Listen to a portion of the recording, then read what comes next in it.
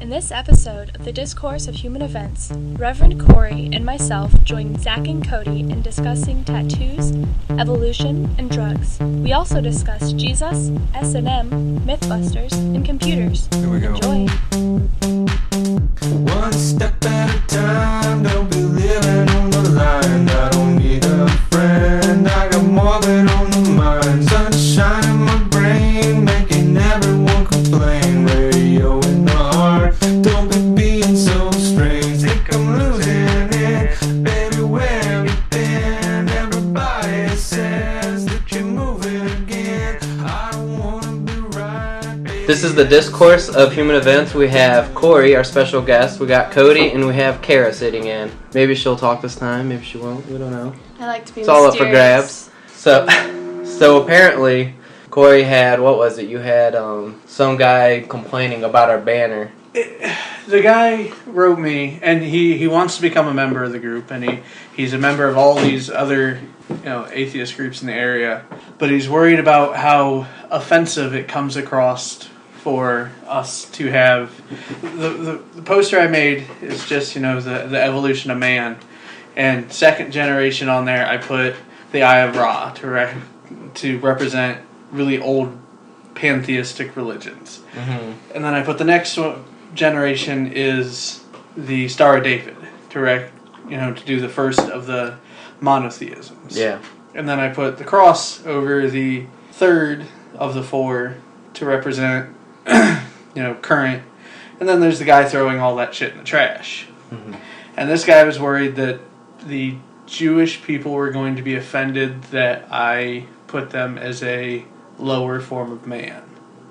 Like, he's thinking they're going to go, oh, this anti-Semite thinks we're de-evolved humans because we're Jews. And I'm like, I replied. What about the Egyptians? Huh? What about the Ra worshippers? Doesn't care still, about them? I am finding out through one of the sites I run on Reddit that there are still people that follow the ancient Egyptian gods. And there are still, almost any religion, there's still people that follow it. And it throws me every once in a while when somebody brings it up, and I'm just like, evidently they're not extinct. But there was no malice on my part trying to say that, Jews are inferior, de-evolved people. Because it's just... I think he just failed to realize that it's just showing the evolution of religion. And the next step is throwing that religion away. He was just trying to cover me, or trying to make sure we're covered, because some of the other groups have been gotten in trouble with, like the AJC and such, for being anti-Semitic. And I'm not anti-Semitic, I'm anti-religion. Yeah. There's a difference. That's the other thing. That's exactly what you can argue, though, is that it's not anti-Semitic, it's just anti-religion. Right. I don't hate Jews. I hate what Jewish people represent. Just like I hate really, the way you could Christian switch people. them. Right. Insert religion, I dislike them. I have yet to find one that... Deists? They're middle grounders. they're Not really. They're like, well, I guess they are, because they're just like, there's a God. That's about all we they say there is a God, but there's no way for us to know that there's a God, and they don't believe God gives a shit about what we do. Well, they think the way to get closer to God is to study nature and everything in it, because if God exists, then He did create all this. So the only way to know Him is by studying the things He created. That's why we had the whole Enlightenment period. Right. I like our symbol.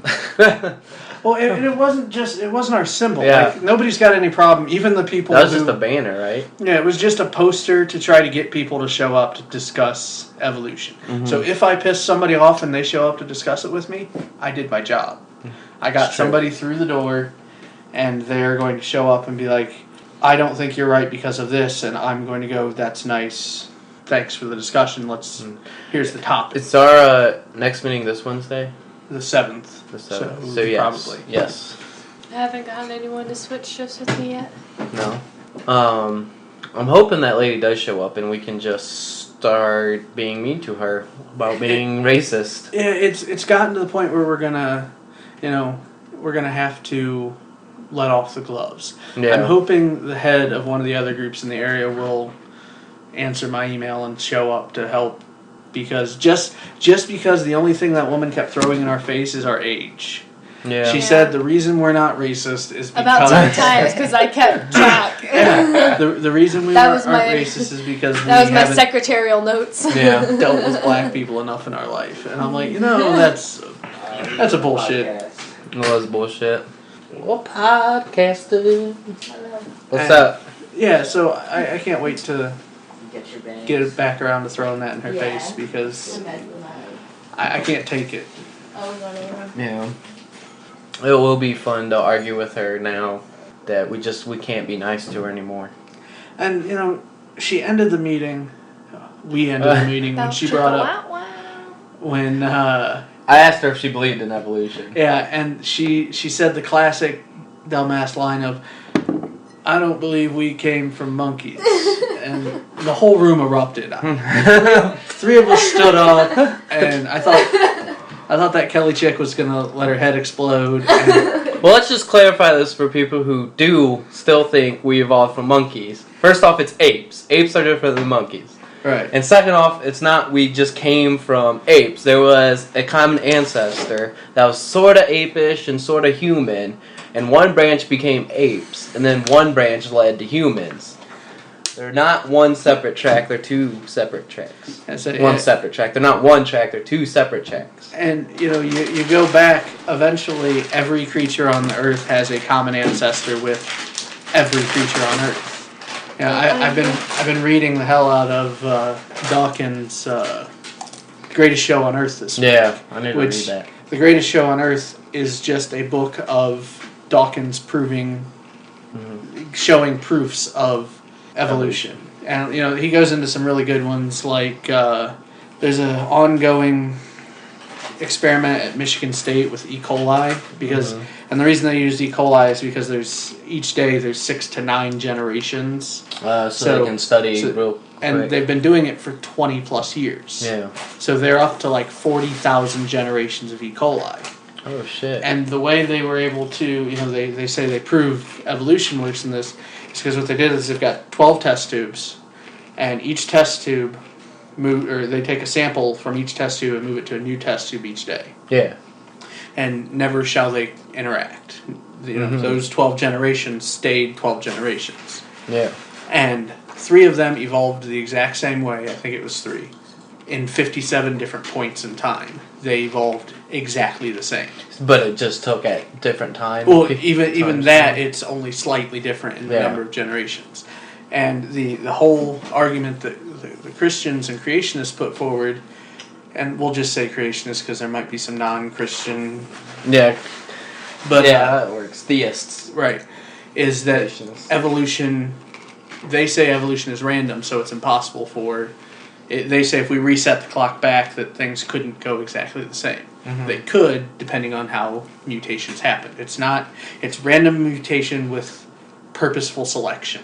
The mutation that happens might be accidental, but the only reason that mutation survives is because that guy does better at surviving. Mm-hmm. So the mutation's random, but the selection's not. Yeah. And you can follow in these generations, when these 57 things happened identically, that's evolution proving that this is the way it was supposed to go. Yeah. And nature picking it, there's no guidance there. The scientists never interfered. They didn't introduce anything in to change the situation. I'd say with the 12 different tubes, do they have different environments? Or it's just test tubes. They're all placed in a mixture of a broth and glucose, and the E. coli only primarily feed on the glucose.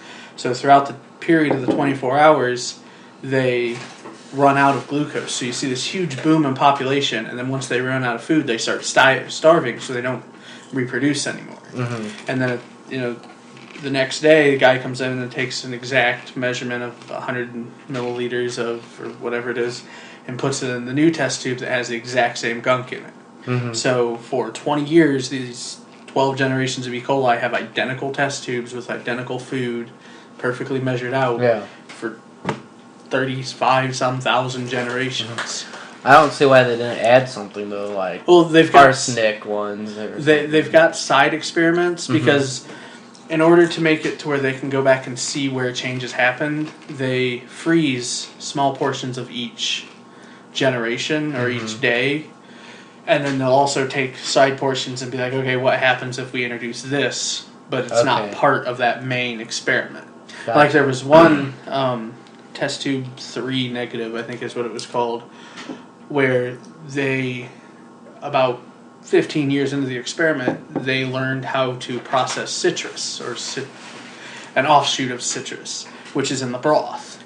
Yeah. So all of a sudden you've got this one group that their population skyrockets compared to the other ones. And rather than getting bigger in size, they got more plentiful. And it's because 15 years back, a couple of them That's how they started. Right, a couple of them figured out how to process a different food, and all of a sudden they've got more food than anybody else because they figured it out. That's a pretty awesome experiment. That was in the Greatest Show on Earth. Was it in that book? Chapter 6 or it's 6. I have the book. I've just never read it yet. Chapter 7 is about tortoises and their shells and whatnot. Yeah. It's a great book. I'm making a kid at school read it because he's one of those kids that says evolution is a religion. And it takes all my will not to bust him for that.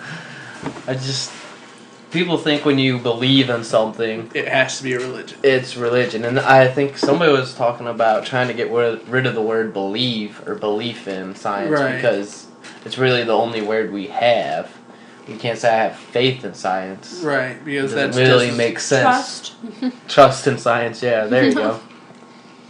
The whole point of science is to be the opposite of faith, and there's no word for it. You know, the definition of religion involves superhuman powers. Yeah. And there's nothing superhuman in science. It's observation. There's nothing supernatural. Right. I guess supernatural is a better way to put it, because especially in those experiments, we're not interfering. We're observing. You know, the E. coli don't know that they got picked up in a test tube and moved to another test tube. How many years did it take them to... They're still going. So it's 20 years? 20 plus. When Greatest Show on Earth came out, he put it down as 20... I think it's 21 in the book. I could be wrong. That's a few years old. Yeah, it's been going for a while, and it's going to keep going, because why stop the experiment? Well, yeah, I mean, that's the whole... The whole point is to just continuously see generations evolve. Right.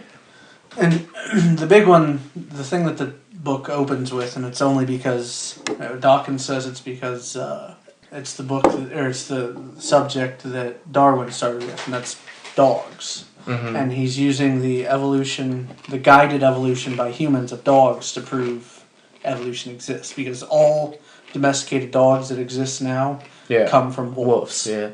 You know, there's no foxes that aren't still foxes. Like, there's that breed of foxes, silver foxes in Russia, that, but they're still considered foxes, even though they don't look like it anymore. Yeah. They're not a domesticated dog. Again, chips just all over the place. But it's a really good read. I recommend it to anyone who doubts, because he just goes step by step. It gets dry at some points, and the best part is, at one point, it says in the book, he goes to explain the Lansky experiment, which he does a whole lot better than I did. Yeah.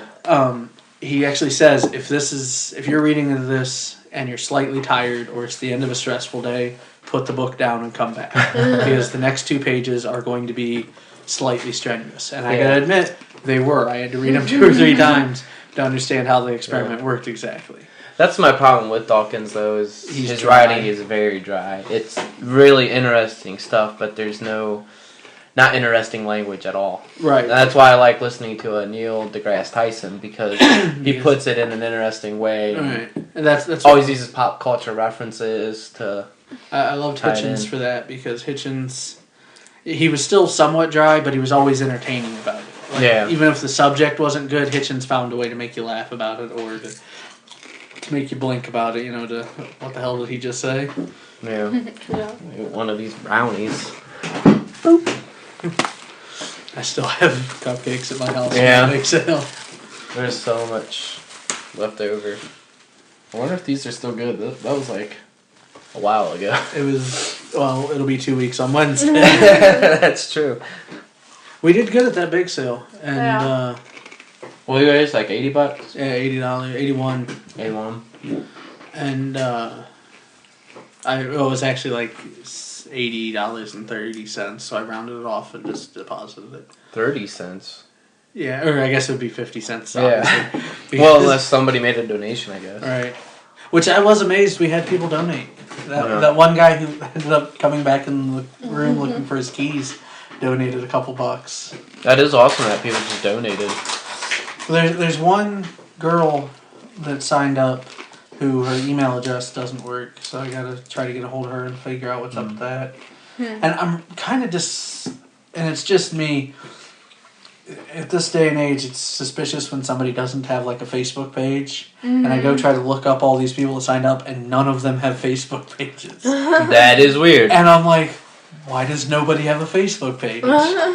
And that is very weird and suspicious. You know, like I Googled myself the other day, just out of curiosity, and I'm everywhere. Even though I share the name of a famous person who spells it exactly the same as me, I show up first in the Google searches. Really? Who? The lead singer of Three Dog Night. Random. Is spelled exactly the same as me, and I call my mom on it all the time because I'm. Are we saying famous or? Oh, he was they're famous. The only reason I know that he shares the name with me is our principal at our high school. Mm-hmm. Every time that motherfucker talked to me, he's like, "You know who you share the same name with?" And I'm like, "I don't want to hear about it." You totally got Michael Bolton. Yeah, exactly. You got Office Space. That's ridiculous. And I'm like, dude, you told me this 600 times. I'm good. I know the lead singer of Three Dog Night has my name. And you know what happened to him? He died in a fucking mansion of a heroin overdose.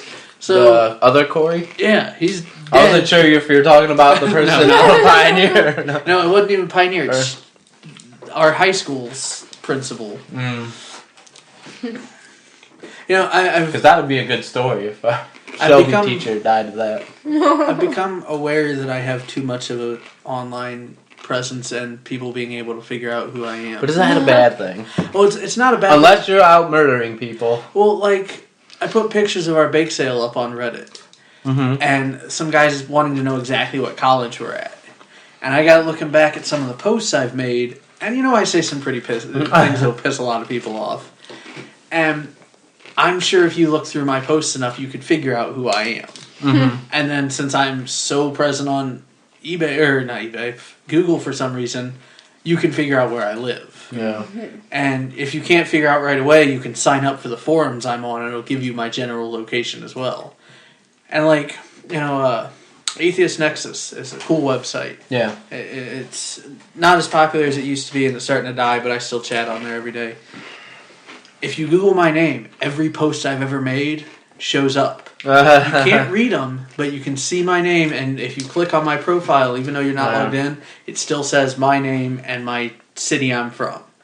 And, you know, I'm still somewhat incognito with my father. And he's going to put two and two. There is another Corey Wells in Mansfield, Ohio. I just said it. Doesn't matter. Well, that's your name. Right. You can say your last name all you want. There is another one in the same town, and I think he spells it the same. But I doubt my dad would fall for that trick. That must be the other one. Here's how weird that it gets, though. I went to college for a quarter for free because that kid was in post-secondary and the school messed up the paperwork and then never charged me for it after they fixed the paperwork. Nice. He lived on the same road as me when I lived in the apartment. That'd be confusing as hell. He got a speeding ticket, and all speeding tickets and stuff are posted in the newspaper. My mom reads the newspaper, calls me one day when I'm in Cleveland and goes, "When did you get a speeding ticket?" I'm like, I didn't get a speeding ticket. I've got enough points on my license at this point. If I got another speeding ticket, I wouldn't be able to drive again. So she's like, I'm reading your name on your road right now. You got a speeding ticket. And I look it up, and it's my name. It's my road, but it's the wrong building number. Yeah. It's 3 buildings down. And I'm like, the other Corey must live on my road now. That's fucking weird. And then we moved off that road like 2 weeks later. Not because of that, but it was just weird. I'm like, I don't need to be on that road with that kid. He's getting into, like, terrorism and... He's a rather straight-edge Christian kid, so I don't need that associated with me. Is he straight edge? I hear he's getting speeding tickets all the time. Maybe he was late for mass. Next thing, heroin. The speeding ticket. That's what my route was. You Speeding heard ticket it. heroin. You heard it here. The generations of getting into heroin is first speeding tickets. Yeah, everyone raves about pot being that. No. You know Speeding what? tickets. I smoked pot. I never had any inclination to go with anything harder. I didn't start with. You can't blame pot for me taking painkillers because I started with painkillers because I was afraid to smoke pot. What? Well, first off, people always ignore that a lot more people try alcohol before they ever try pot. Right. So that's really the first drug they usually use. But even if it is pot, what makes pot the gateway drug? Thank you for gateway. I couldn't get that out of my head. It's because it's illegal, and so the same people that you get your pot from will have the other illegal substances for you to try out. Hey, you want to? You still get high from I'm pot? out of pot, so you want some of this? Right. That's what it is. And you also introduce the people who add other things to their pot, and you end up finding out and trying that. Like the one time that kid slipped me that meth. It didn't instantly make me want to go smoke meth, though. It scared the fuck out of me, and I stayed away from that kid for a while. There's no, oh man, I got extra high that day, I want to go try it. Fuck it, I'm good. You need to watch there's a YouTube clip about this old economist. I think he was under Reagan. He was Reagan, the economist for Reagan. And he's talking about legalizing all drugs, and he said, I don't think drugs like crack, or he didn't say meth because I don't think it was around when this interview happened. He was like, they would never exist if drugs were legal because the only reason this happens is drug dealers are trying to find a way to make something cheaper, dilute their drugs, and so they can sell more of it. And not to mention they don't have any guidelines for doing that. Not to mention the people that don't want drugs to show up in their drug test. I want to get high. So tomorrow I woke up and I'm like, fuck, I need to get high right now. I know for a fact that the stronger the drug is, for some reason, the less time it spends in your blood. And you could smoke pot that day and test 3 months down the road, but if you tried heroin, you could do it for every day up until 2 or 3 days before that drug test and be fine. And, we know a guy who, I'm not saying any names because anybody from around here will instantly know who I'm talking about, who took acid on Friday and passed a piss test on Monday. But he didn't really pass it. He had to retake it because he drank, over the course of 2 days, 16 gallons of water. Wait, does acid even show in a piss test? I think so, if they're testing for it. And he was going to apply at a hospital. Oh, okay. So they're going to do the full spectrum. Yeah. And it was water and lemon juice. And they said it was too pure or too diluted to count as a real sample. And he had to come back a day later and do it again. They just make you come back and it doesn't count as because they can't prove that you diluted it yourself. Because if you're a runner and you drink nothing but water every day, I drink a lot of water. I try with my kidney issues. I have to. And you just some don't like days water? I like I taste. like water. Yeah. I don't know. I've just never been a water drinker. I've gotten into it recently, and with some of the stuff you can get now to put in water, it's not bad. I always put lemon juice in my water if I have to drink a bunch of it. Now that I drink water, I don't really miss Mountain Dew or anything, and it tastes funny when I drink it. The only reason I drink anything with caffeine in it anymore is I have trouble waking up in the morning. Coffee, man. Straight black coffee. I know for a fact that my wife is getting a Keurig for Christmas.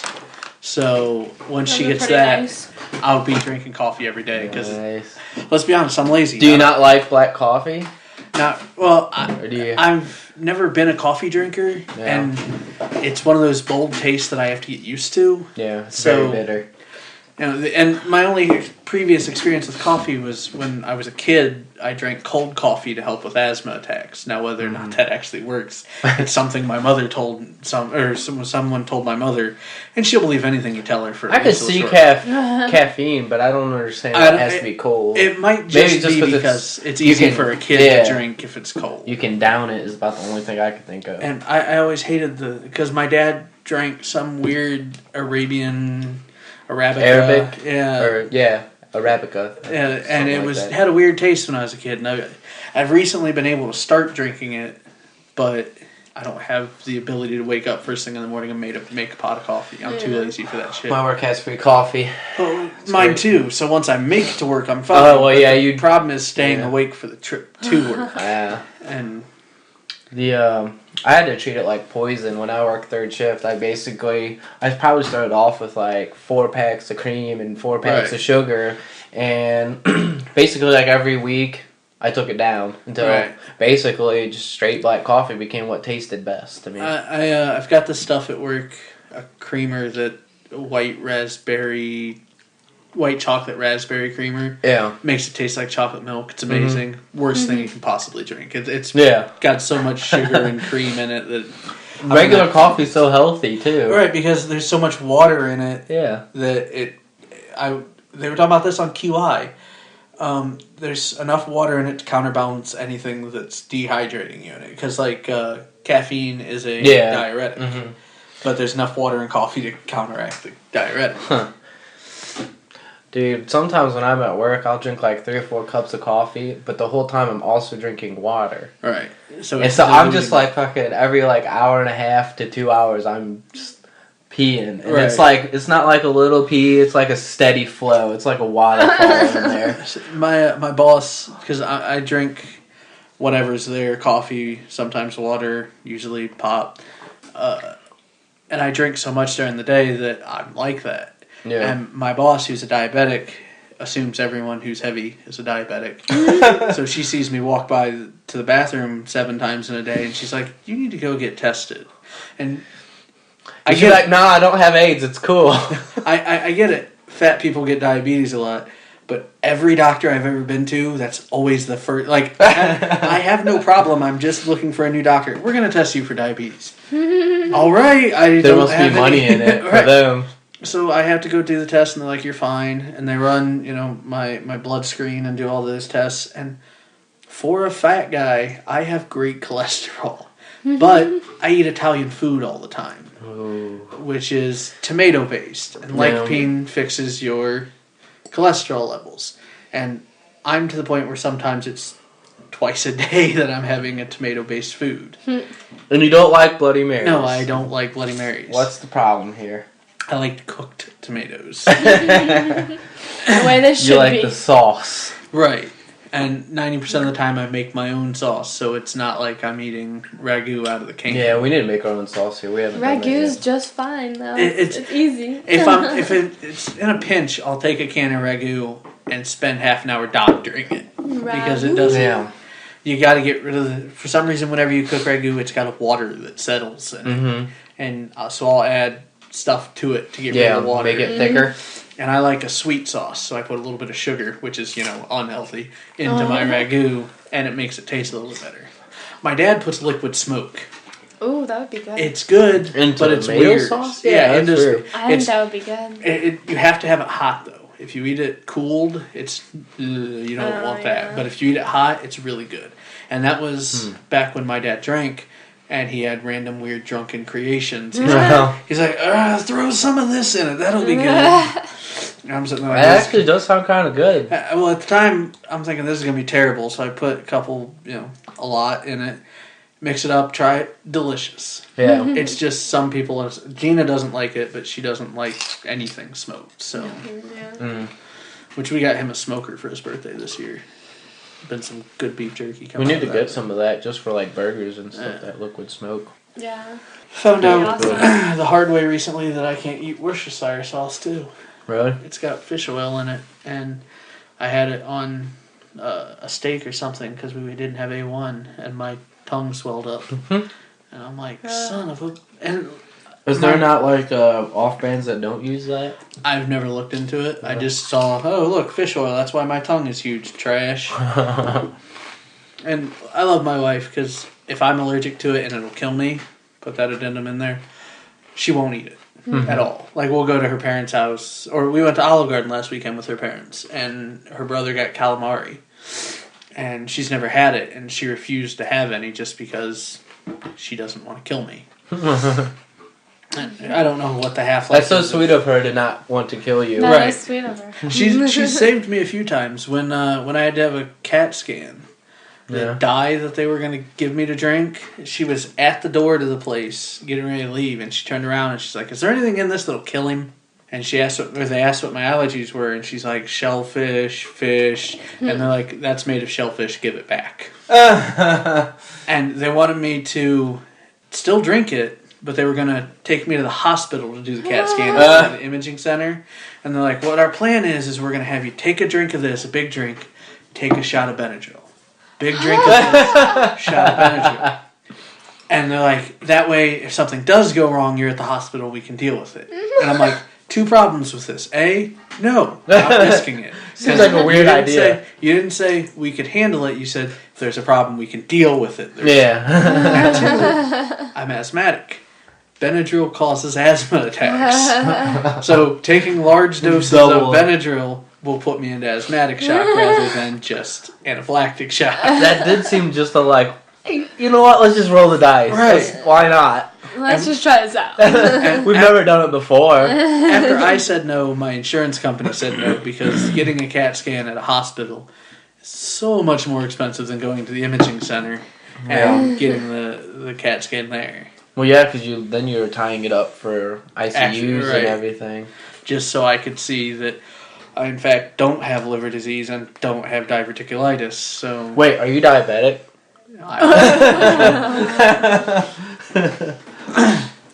I don't eat that much sugar anymore anyway, so it's not like it's a risk. Yeah, I don't eat too much sugar. Sometimes I sprinkle it on, like sauces. A lot of times I'll sprinkle sugar onto it. But This week's been bad just because of the time of year it is, but otherwise I don't eat that much sugar anymore. yeah. I had 4 different temp agencies, 4 drop candy off at my office this week. I don't make hiring decisions, and they came to my office and brought me candy. I'm like, why are you bribing me? The HR lady's 2 doors down, and you missed.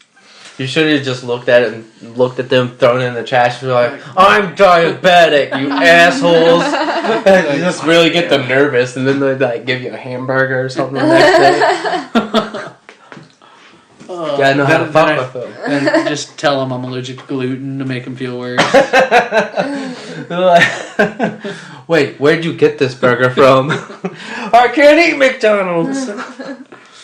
Those are the places that scare me too. Like with having the fish allergy, eating Taco Bell during Lent. Oh yeah. Fuck you Catholics and your Lent bullshit, because those places don't handle fish and shrimp year round. So I can't eat there during Lent because they're not.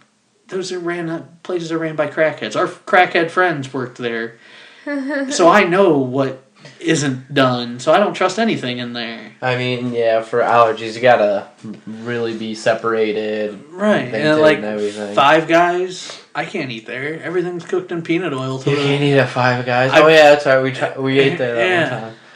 Oh, Five Guys. Everybody was riding my ass because I wasn't going to eat at Five Guys, and I'm like, I will die. This will put a kibosh on Mark's birthday real quick because I'll die. Well, I could die. And let's face it, now that I've come to terms that life is all we have, I don't want to die anytime soon.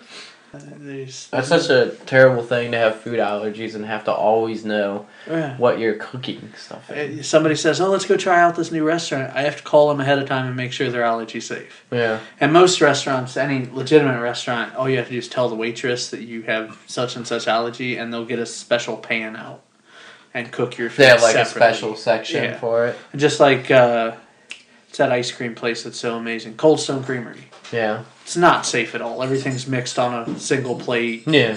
Well, they have that single smorgasbord area and everything. If you tell them you have a peanut allergy, they'll get a bowl out that's special for people with peanut allergies and go to the back of the store where everything's still in the buckets that hasn't been cross-contaminated, and they'll make it in the back to where Which is exactly what they should do for allergy stuff. And like my mother-in-law has a couple allergies like that, and she just doesn't eat at places like that because she'd rather not risk it. And I'm like, I'm not being denied Cold Stone. I'm sorry. That's just too delicious for ignoring. Sorry, can't deny. I don't really eat Cold Stone too much. Like I said, I'm not. It's really good. I love ice cream, but Now that I never nothing like fancy. Like I just want like vanilla. Now that Menchie's is in town, Minchie's is pretty awesome. I haven't gone to Cold Stone since Menchie's opened, just because I like the frozen yogurt just as much. Yeah. And then you get to put actual fruit in it. Mm-hmm. And That part's the ripoff though, because that stuff weighs so much more than the ice cream, and it's all by weight.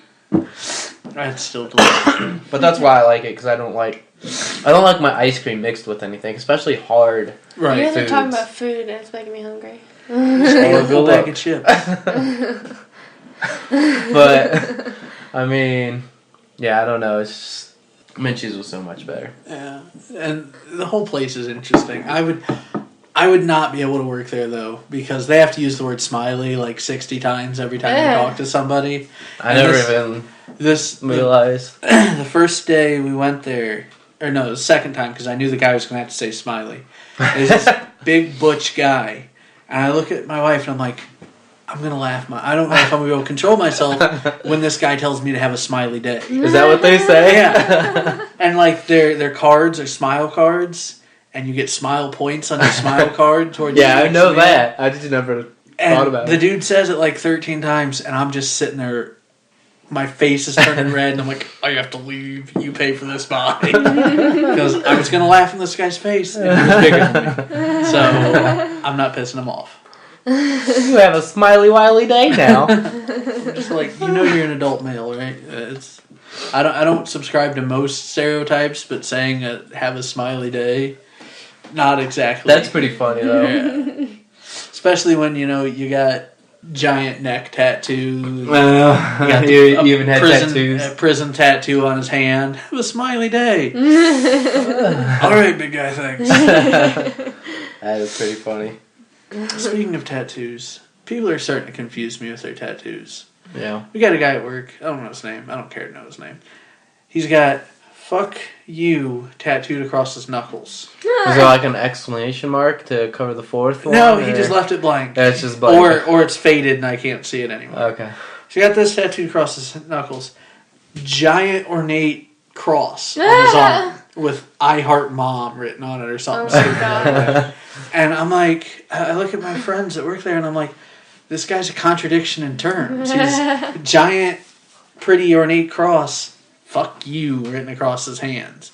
And he gives no explanation for any of his tattoos.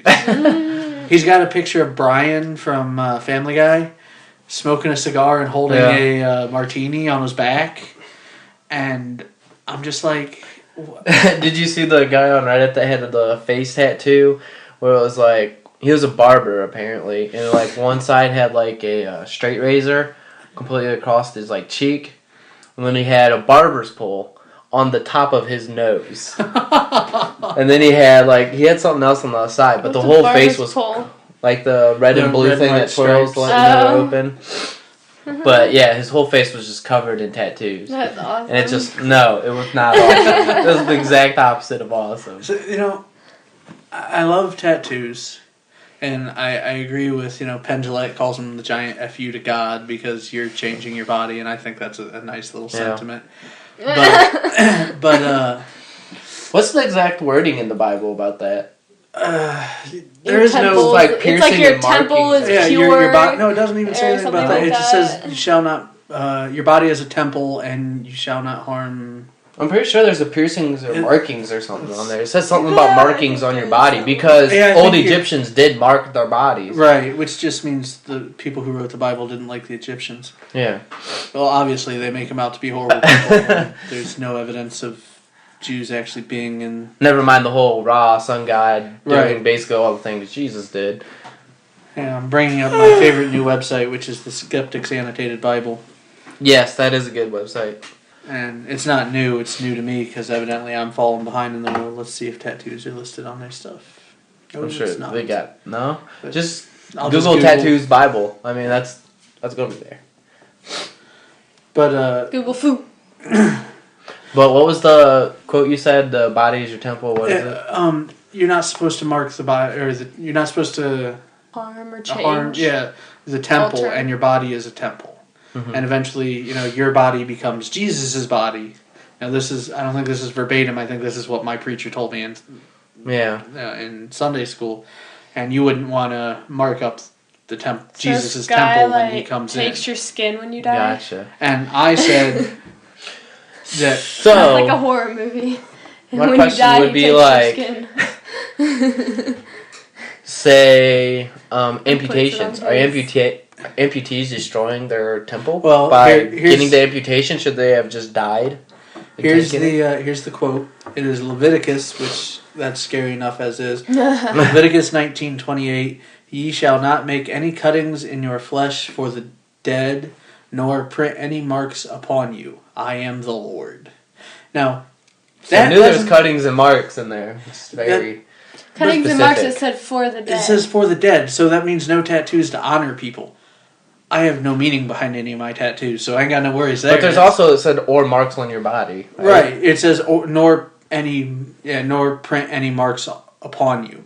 But I would assume, since it's a comma, not a period, it's in the same idea about for the dead. Yeah, but that's up to interpretation. That's up to interpretation, but yeah, and there's you're plenty probably of people right. who like print like their grandparents' names. But then again, what did the original Bible have? Anyways, we could go into that. Right. And there's actually a website all about it. I'm not going to read it looks like 12 pages of printed text. I'm good. I'm just trying to think of something that Christians would have that would count as that. But they don't, unless, of course, you had any kind of Jesus tattoo that would obviously be a marking for the dead. Because he died at least once.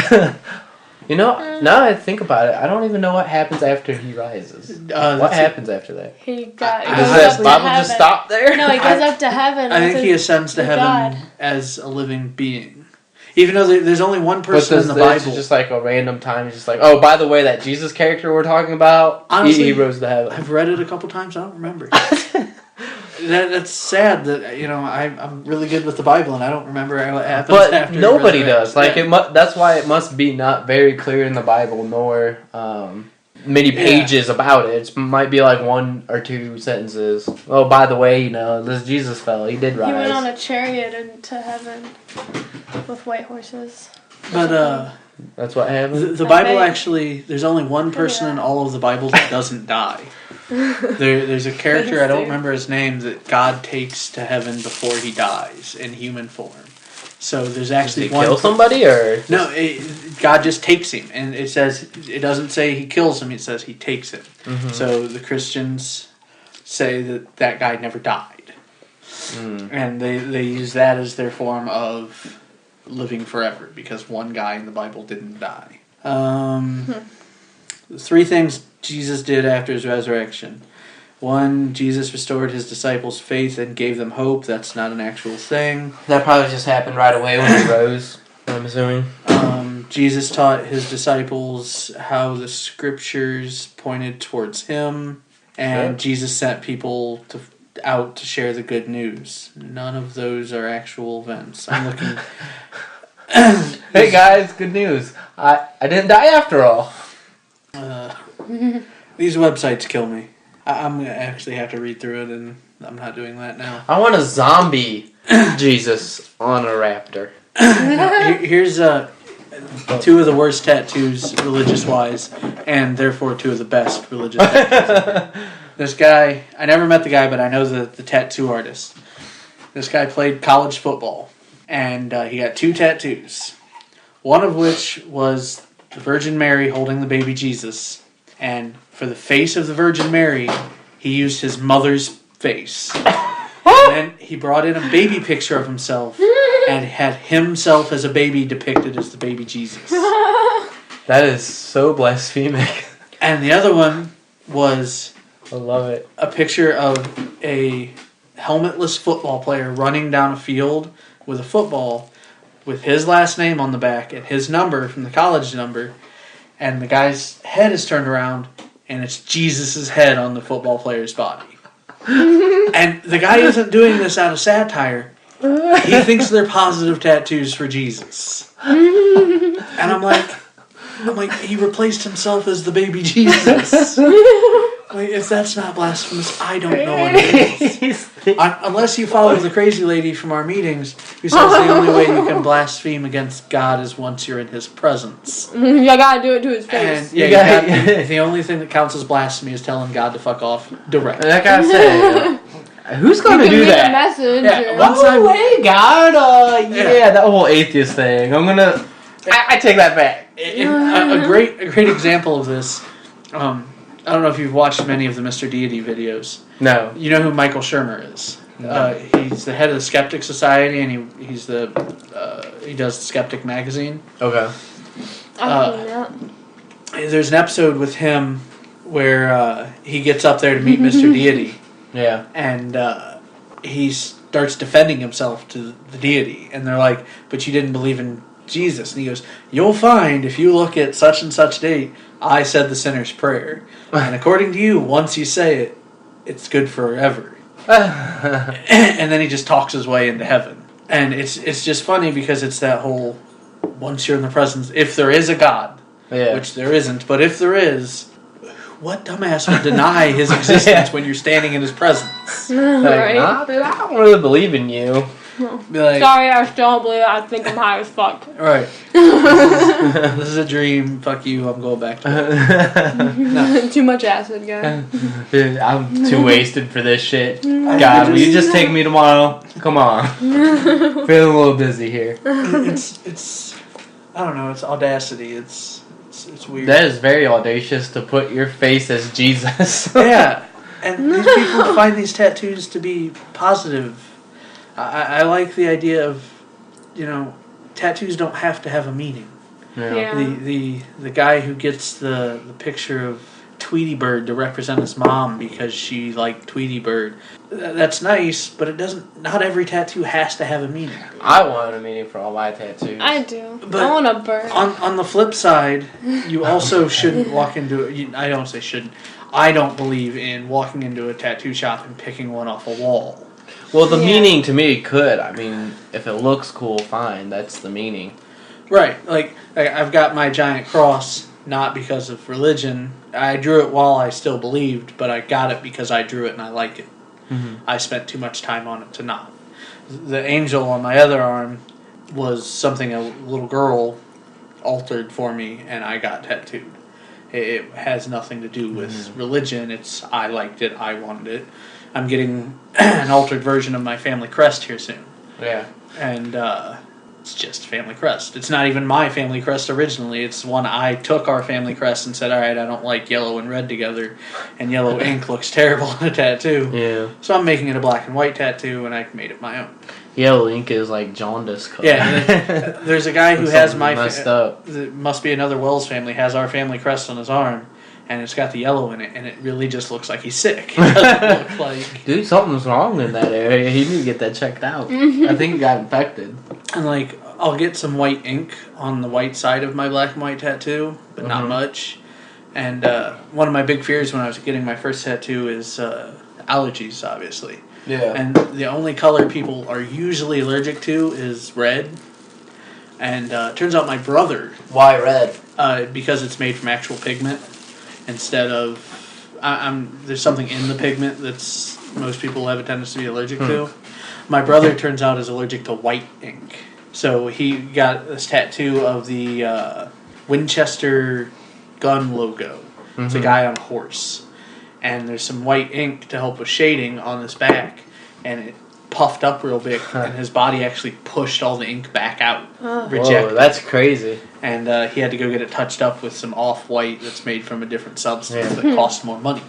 Does your brother have a bunch of random health issues too? No, Todd is a healthy bastard. And, You got the shit into that state? Well, it goes... This is a perfect example of, proving people wrong.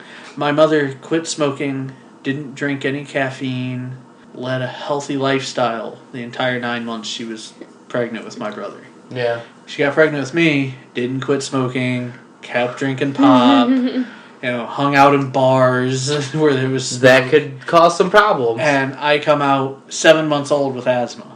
There's an issue. Yeah. She always tried to blame it on anesthetic. They left me under too long. I had surgery when I was 6 months old to fix a hernia. And some doctor somewhere along the lines, because Mom believes everything she's told her that they could have left anesthetic in my lungs too long, and that could have caused the asthma. Some other doctors tell me that guy's full of shit.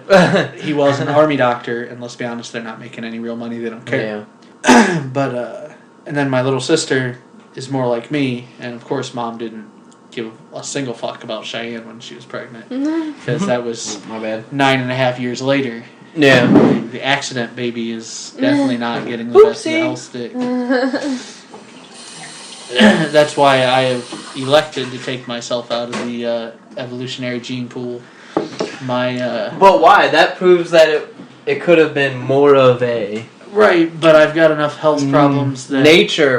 or a nurture problem rather than nature. Right. So you could have a kid that would be like Todd and completely healthy. Oh, see, that'd because it's in your genes. That wouldn't be a genetic problem. That'd be a psychological problem for me, because I wouldn't be able to give a fuck about what that kid is doing. Be like, Dad, I made the football team. That's nice. Get out. But a healthy kid doesn't... I mean, what would be wrong with a healthy kid? Well, there's nothing wrong with it. It's just the problem would be with me that I don't have the ability to care about another child. Like, I like my cousins and stuff. Yeah. And I care for them, but I wouldn't take care of them. Mm-hmm. That's what they have a mom for. And it's very selfish of me. I know it's selfish of me. Like, the first time the kid wanted to play with my Xbox, I'd be like, go live with your grandma. This isn't working. This isn't working. Okay, so, I mean, I understand that, and I get why some people just don't want to have kids because they just want to live their life and they don't care. But also, I think it would be different had you have a kid and it's your own kid. You would take care of it, and you would want to take care of it. It would change if it was your own kid. But that's not always true. Other kids, you can be like, fuck off, I don't care. If that was always true, we wouldn't need a social services office. Yeah. Because some parents... Well, no, it's not always true. Right. I'm just saying. And I know I'm a very logical and reasoning person and, humble. But but I don't know. And I don't want to... I wouldn't want to risk me turning out to be a dick. Because I couldn't put up with... I would hate myself and hate the kid because I hate myself. I'm narcissistic. Vicious cycle. I'm narcissistic enough to hate the kid because he made me hate me. No. Exactly. But really, you made him hate you, right. Which made you hate you. It's a terrible paradox. cycle. I understand. And, I'd rather not worry about it. And let's be honest, the not having to worry about having kids post surgery is awesome. Yeah. All the rewards, none of the risk, barely any risk. I gotta go get tested. And you could have an oopsie. You could still happen. One slip. I know a woman in Mount Vernon that she had her tubes tied, and the old-fashioned way, and her husband had a vasectomy, and they still got pregnant.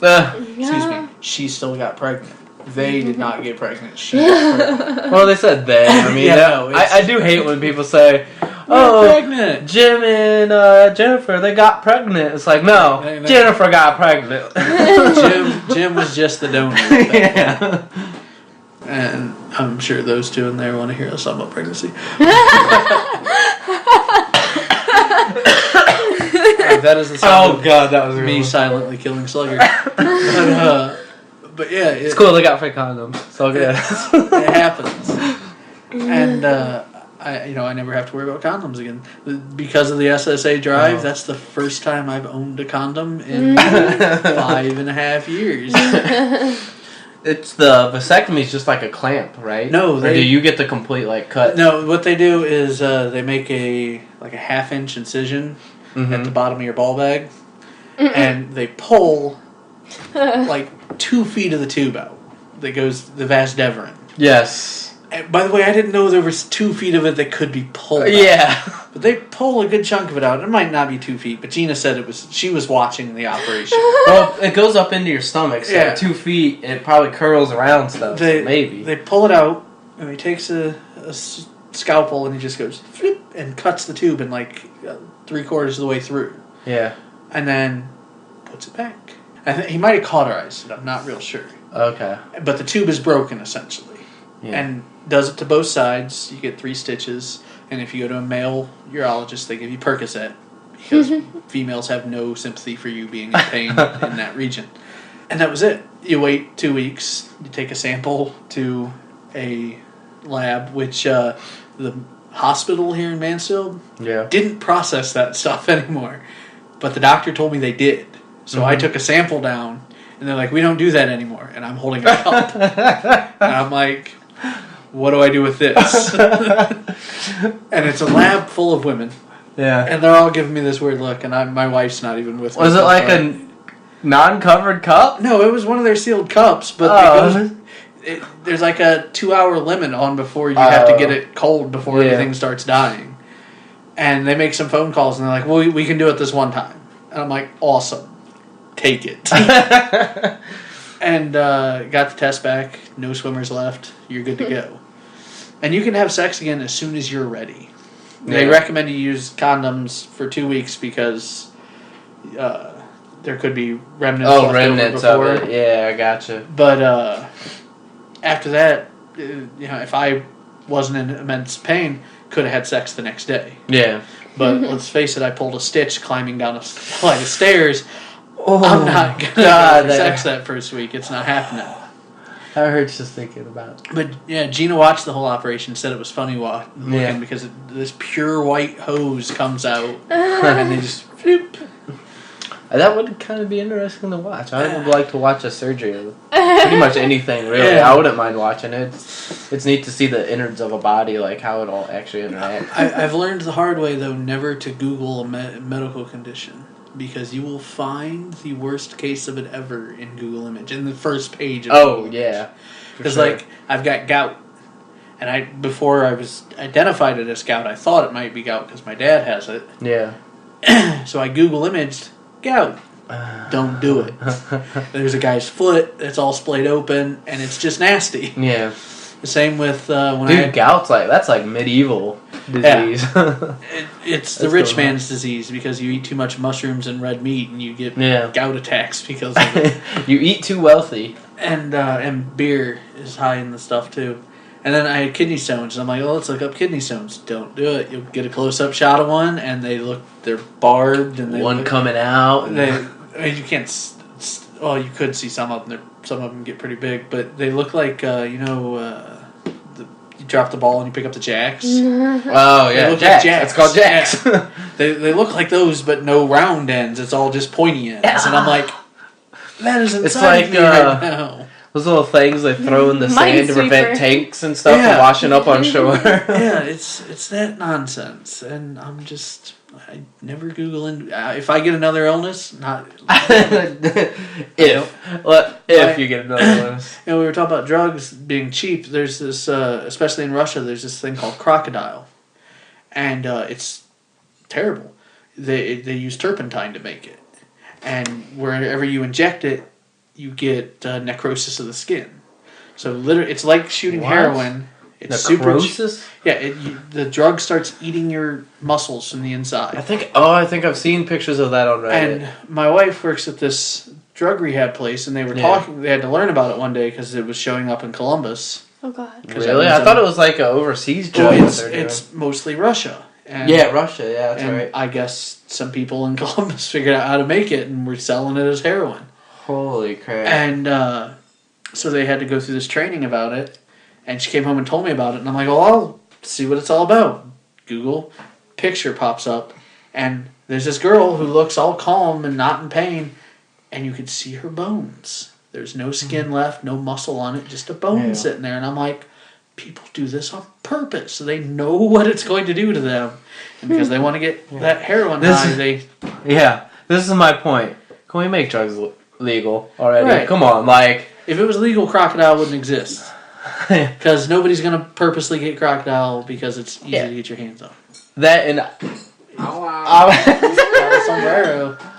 Obviously, if you're going to the point where you don't care that your muscles will and most likely will decay. There's not most likely. Okay. It's will decay if you do this drug. If it still feels that good to do the drug, it's worth your muscles eroding. Right. Let's just make it legal and not make it difficult. Why are we going to arrest these people on top of their bodies rotting? What's the purpose? How would the DEA agents gonna feed their families if there's no one to arrest and crack down on? Maybe we should focus on the people killing others. Nah. It's too hard. No, that requires real police work. Junkies are easy, man. You can set them up. They don't even know what's going on. That is true. That's like future crime. That's what they're fighting. They're like, you were gonna buy this from me. Oh my god, that is pretty gross. That's what happens. It's called croc. Like crocodile. Crocodile. Just spelled all funky. Yeah. It's named after some kind of... Cody, we're getting some crocodile this weekend. Yeah. No, I meant like a real crocodile. And we're getting a tank and everything. I picked one up in Ashland one day. It was some kid over at AU had a pet crocodile in his apartment. Do you like beer, Corey? I do like beer. Do you have this before? No, I'm not. It's a Christmas ale. It's got like... It's kind of... It's crazy. It's Christmassy. It's Christmas ale is Christmassy. What's Christmassy? Would it be like peppermint? ginger? Or yeah, some kind of... It's got cinnamon, ginger, and honey. So yeah, it's Yeah, it's pretty Christmassy. Oh, it's not a damn non-alcoholic. Look at him using a lighter to open a bottle. True Non-alcoholic. But yeah, this is proof of the fact that, you know... You'll go through any lengths to get a drug if you're addicted. That's Right. basically what it comes down to. And in countries where people don't have money and it's illegal and hard to get your hands on real drugs, they'll start mixing shit like turpentine. Turpentine and gasoline. I like the ears. I had to get show notes, so this time I don't have to listen to the whole episode again to Thinking ahead. figure out show notes. I like the ears. Did you go trick-or-treating? Yeah, it's a work Halloween party. Oh yeah, at Chipotle? Is it actually at Chipotle, or is No. it just some workers? Yeah, I was about to say, probably not, considering you're holding two Bud Light Platinums. This is very Christmassy, thank you. Have fun. And dark, which is the important part. Cat and Mexican. Right, weird.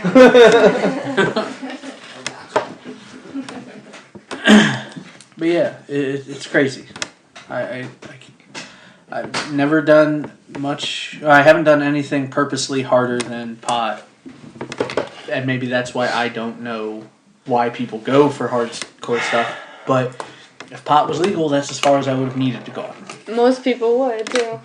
Well, mostly it's the curiosity at the point where you smoke pot and you're like, really? This is illegal? There's a problem with this? People, I wonder what this the is next illegal? one- Right.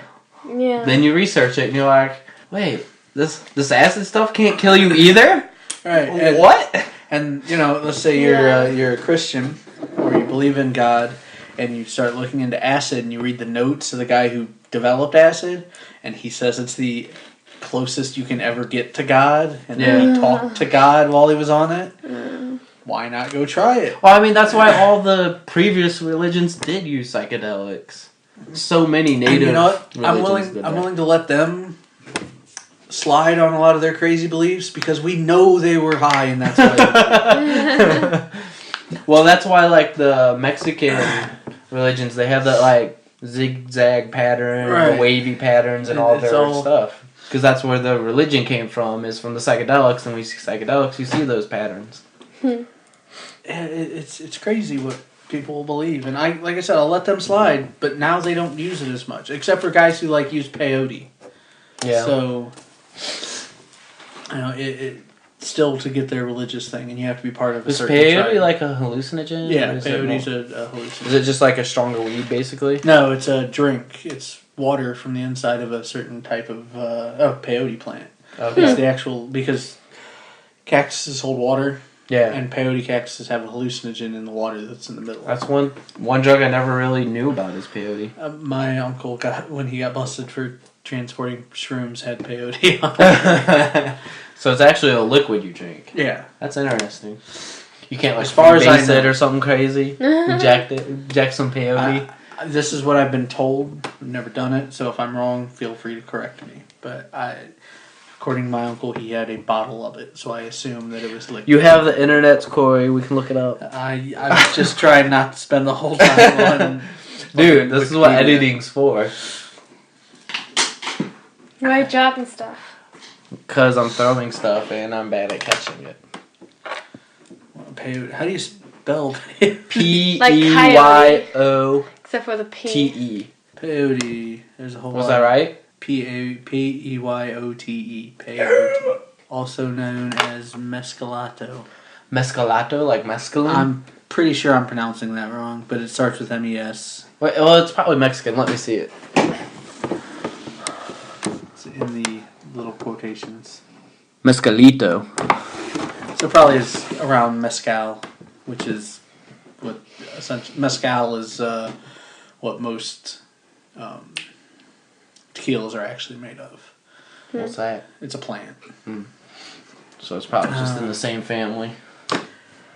See, natives southwestern Texas and Mexico, known as a psychoactive properties when ingested. Doesn't say whether or not it's liquid. It's got a flower. Looks pretty. What's it? What's it look It like? doesn't show a picture. It actually just says it's got a pretty. It said it. It looks got pretty. a pretty pink flower. Pretty pink flower. That is funny. That's like I have an aunt who in Ohio back before it became illegal, she used to grow pot purely for the flower, like not to smoke it, but she thought the flower was pretty, and she let the cops come in her house every week when she had it growing, because they would have to come in and collect any buds or anything that fell off, because it's still considered illegal. But she had the license to grow it as a botanist. So she had all these pretty pot plants in her house, and the cops would come by with bags and collect what fell off and quote unquote dispose of them. That is so awesome. But they did away with that. You can't even do that now. I don't think you can. Yeah, Joe Rogan always complains like he has a hemp forest product, and so they have to import their hemp from Canada. So it's legal to have hemp and to sell hemp in the United States, but you can't grow it. Right. Even though hemp plants can't get the psychoactive drug, marijuana. There's some. I've seen pictures of those fields. Ridiculous. And they have these giant signs out in front of the fields that say, "Please don't steal our hemp. This cannot get you high." Because people still try to come in and steal the flowers, and it doesn't work. So, doesn't surprise me that people still try it, but. So does it still grow buds then on hemp? Like, is that what they actually use on hemp plants to make rose? No, stuff? It's the actual plant, that makes it. I don't know if it does flower. That's a good question. I said that without knowing, but I would assume it still grows. They probably just,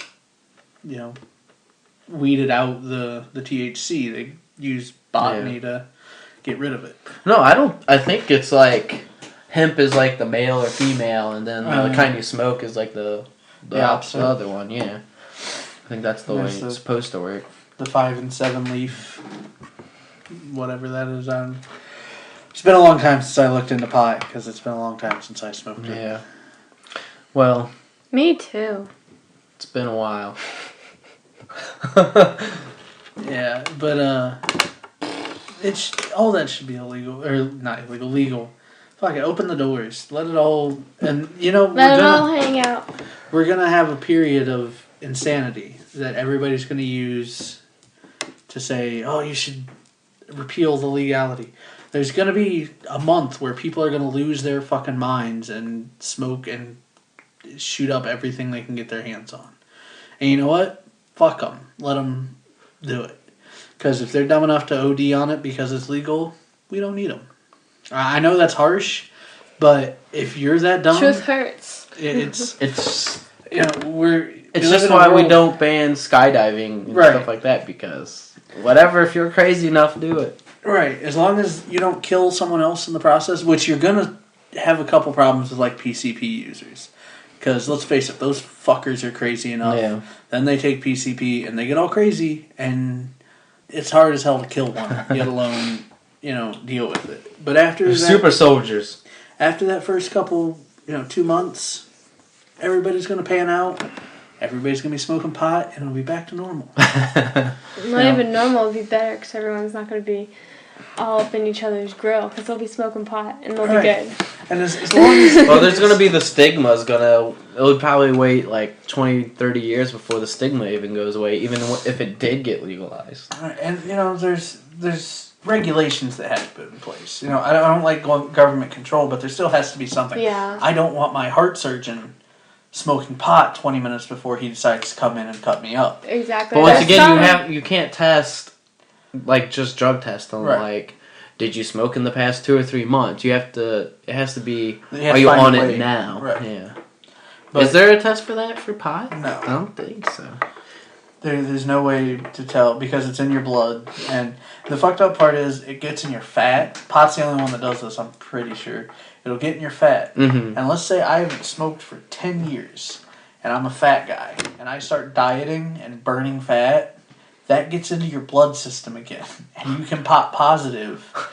And I could be wrong. Can you get high from it? No, Like it doesn't get you high. THC? Like, that'd be just- interesting. Like, you just start exercising, you're like, I'm so fucking high right Right. now. I want some cookies. And then it just defeats the whole diet. The story that my dad tells about why he quit dropping acid was that it had been 2 months since he had taken any.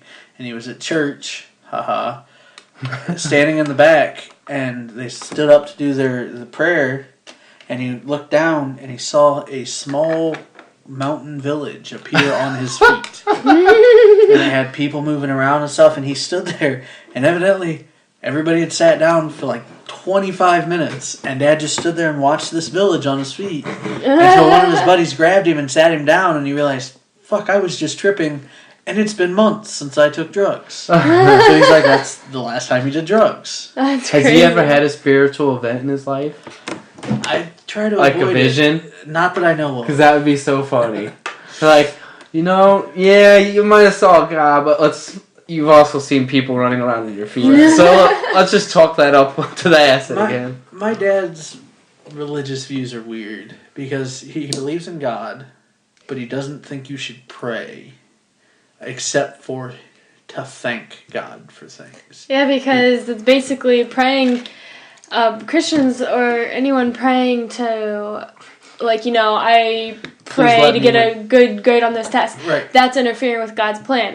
God Right. has the plan. You're not going to get a good grade on that test, or you are going to get a good grade on that test. And- Who are you to tell me to change that? But then that also brings up free will. So if there is God's plan, why should I try anything? Yeah, Right. Because if I stop trying something, that was God's plan from the beginning anyways. exactly. And the fact that I'm atheist is his plan. So, there's a reason. Exactly. That's Dad what, says he prays. that's why I ended my conversation with my mom. It's like, if it's in his plan, he makes all the plans. Then he I'm an made me atheist for a reason. That's how Hitchens opens the God is not great, is if you want to take up an argument with me, discuss it with your God because he made me this way. And I'm horribly paraphrasing that. But, I was born this way. Dad wakes up, he says he wakes up and he prays and thanks God for letting him survive the night. And if It's kinda something creepy. something Oh my good gosh. happens, he always prays to thank God for good happening. Good in what way? Because what's it matter? I If don't- it could have been good. Is it everything good? Well, Because that's- that's part of God's plan. Even right. if he gets in a wreck, that's a good thing. I'm guessing he's about to thank God that his divorce is about to go through, which he's thanking God that he's getting a divorce.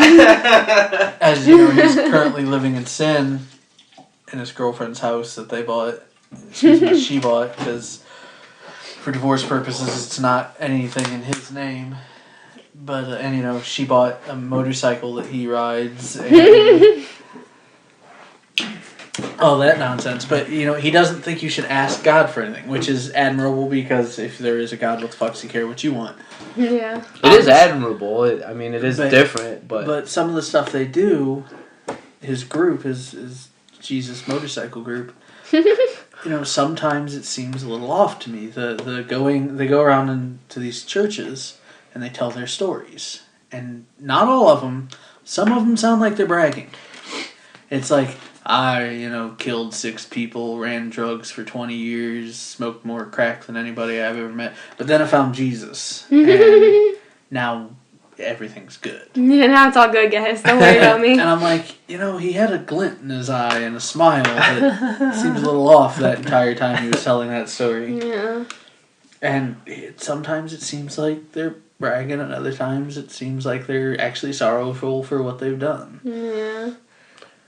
the problem is he's already done all the stuff, so now he's thinking he can get back and be saved and get in his good graces. But he still has that past life that he still lives somewhat. Right. And so he tries to justify. And you think about it, if he killed people, that means he affected a lot of lives. Because whoever he killed was somebody's father, somebody's kid. You know, you don't get off the hook because you feel bad. I'm sorry. Well, unless you're Catholic. Yeah, because guilt is the ultimate paying for stuff. That, you know, Hail Mary and All Fathers. If you say you're sorry, it's cool. Yeah, It's all good. I love how at the meeting that lady tried to stop me from committing the ultimate sin by saying that I wasn't actually committing it.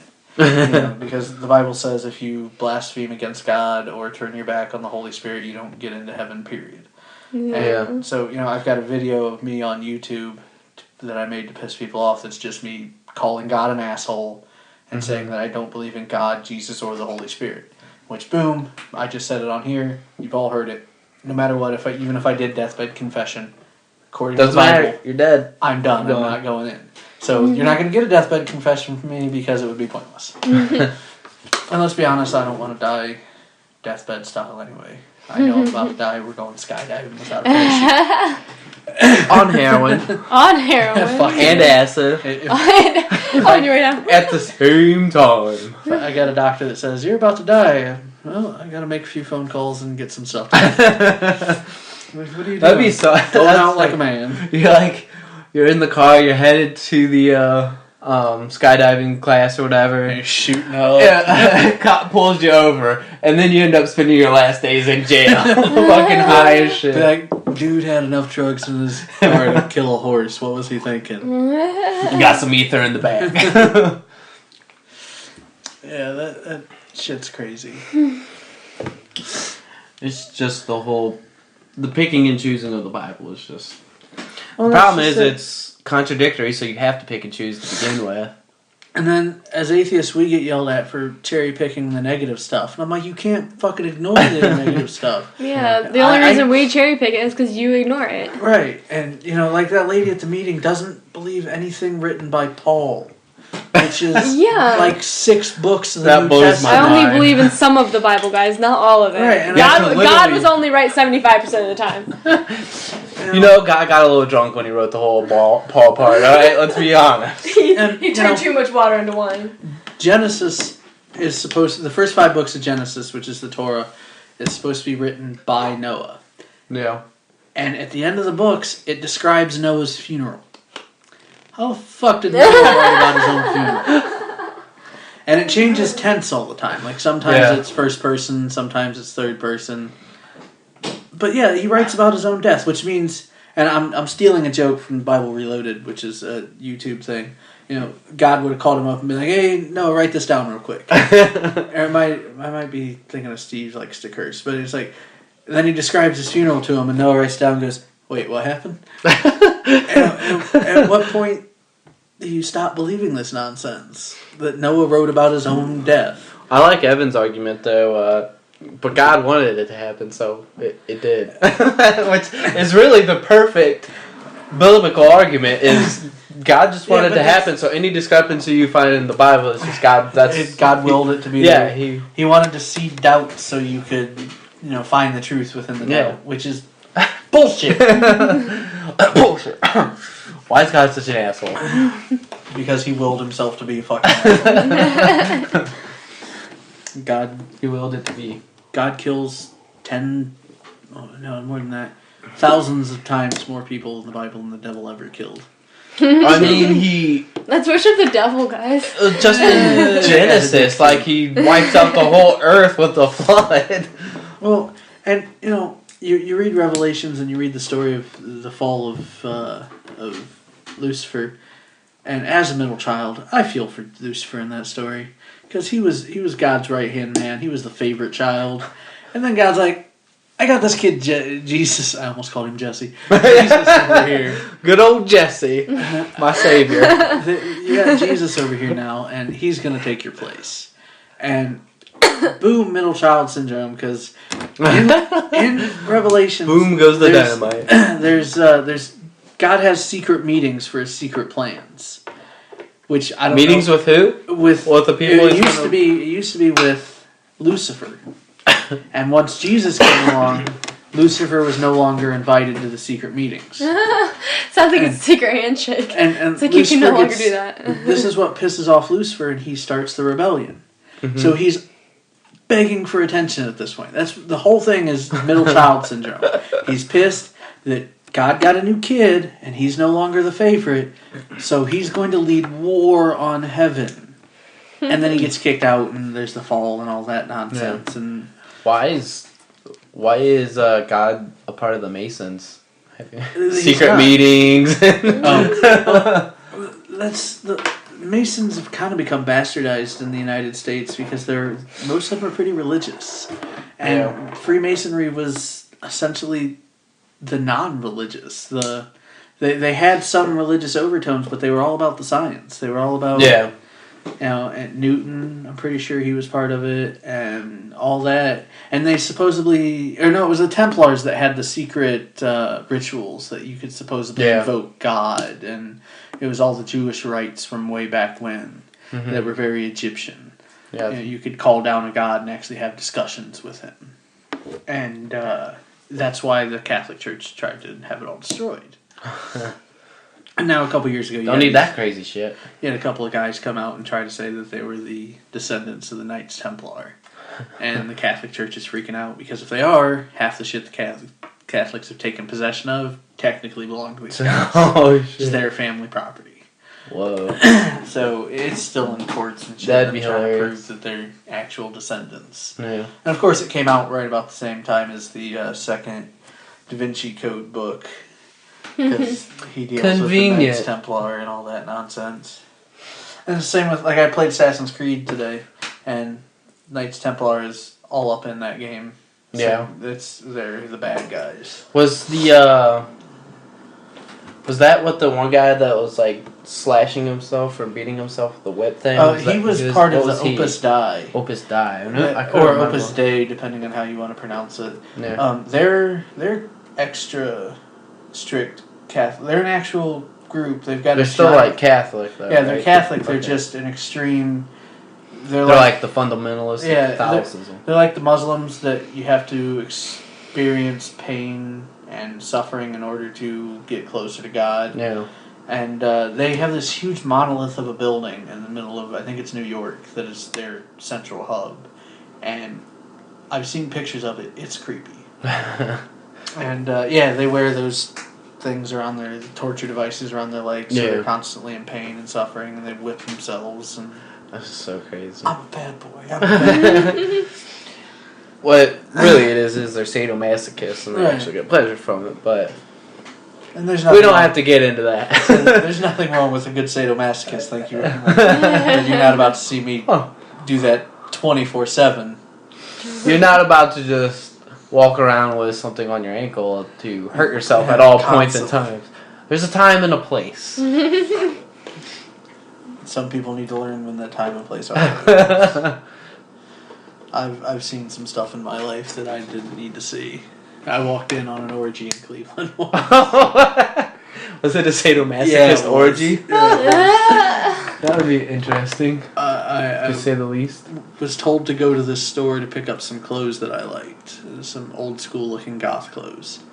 For when I was in high school and I was big into not new age goth, but actual old school Victorian looking clothes.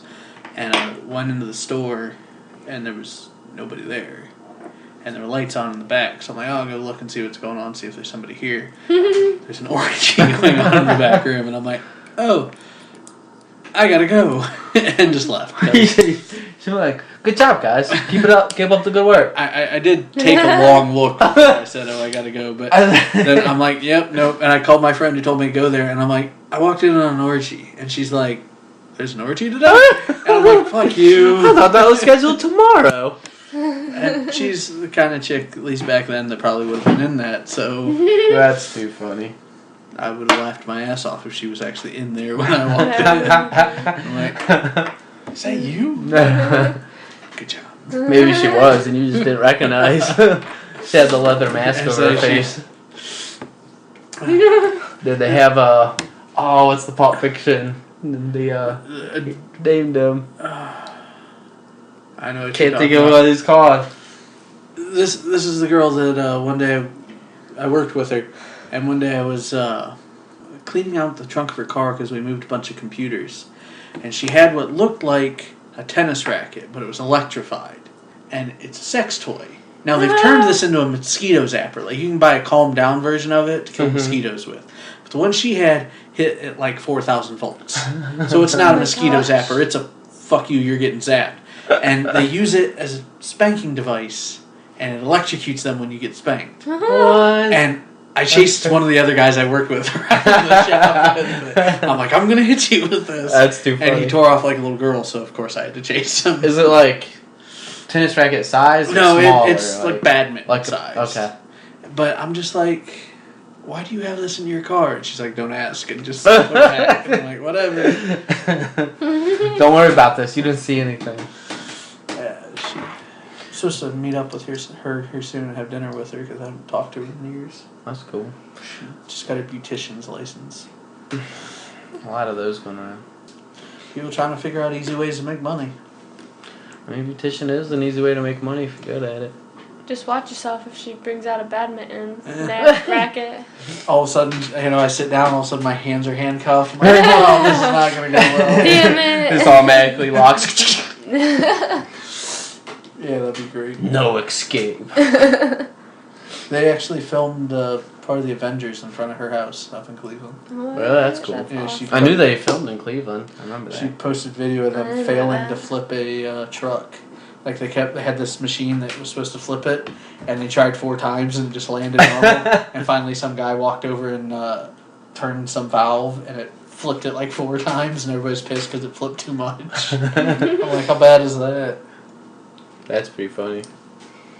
You think they'd have that down to a science by now? Flipping cars. Flipping cars. That shouldn't be. I'm pretty sure we could call the guys from Mythbusters and they could instruct us on how to build a car. No, because they would be like, what's that? You need to flip a car? Oh, sorry. We could add C4 to it and blow it up if you like, want. we've got this place where they let us blow stuff up. Is that where you want to go?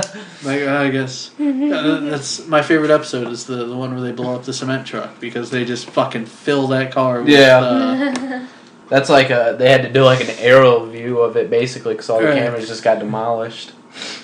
That is one of my favorite shows. Yeah. That's on tomorrow on Pump. I don't have cable. Neither do I. It's called the internet, Corey. I'm gonna have to. You wait an hour after the episode. So Cody and I, we have it down to a schedule. So it's like 8 o'clock is.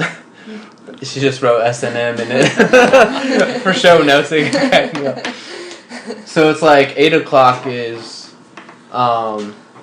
Mythbusters. So at 9 o'clock we watch Mythbusters. And then 9 o'clock is Boardwalk Empire. So at 10 o'clock when we're done with Mythbusters, we watch Boardwalk Empire. Where do you watch these at? Just on the computer. Is it just like A&E's website?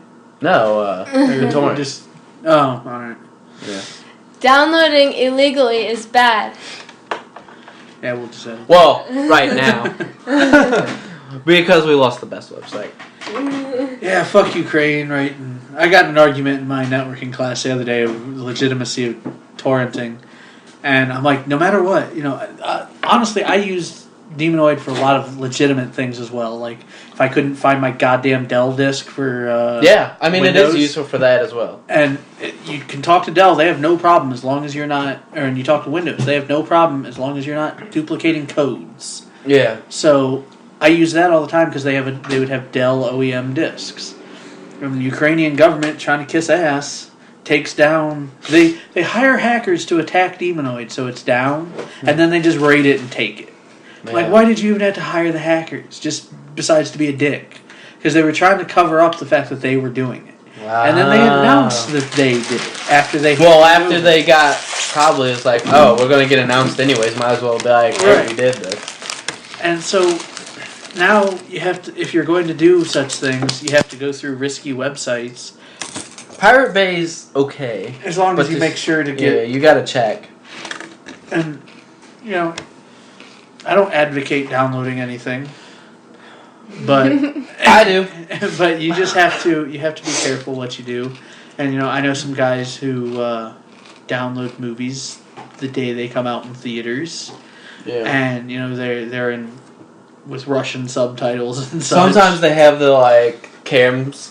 Where I remember when my parents, the first time they ever downloaded anything illegal, download this movie, burn it onto a disc, and put it in their DVD player. Probably 20 minutes into a movie, it turns into a porn. That is classic. That's classic ritual right there. My mother is ripping a CD onto a computer for my little sister. Uh-huh. They bought the CD. It's perfectly legal and legitimate. They didn't have the rip settings set up right. So they go to play the song in Windows Media Player, and it plays a porn. And my mom is convinced that the porn was on the disc somewhere. And it's it's a Christian label. It's on a Tooth and Nail record. So there's no porn on this disc. And I come over and she's like, I need you to look into this. She's raving. She wants to sue somebody over this. And I go to play it. And what you don't see is down in the corner, an error message pops up. And the error is that the file's not right. So instead of just not playing anything, Windows Media Player 11 plays the last thing played. So this porn that nobody in my house, I didn't live there at the time, so it wasn't me, nobody in the house knows where the porn came from. But it's on their computer. And that's what was playing. That's too funny. And,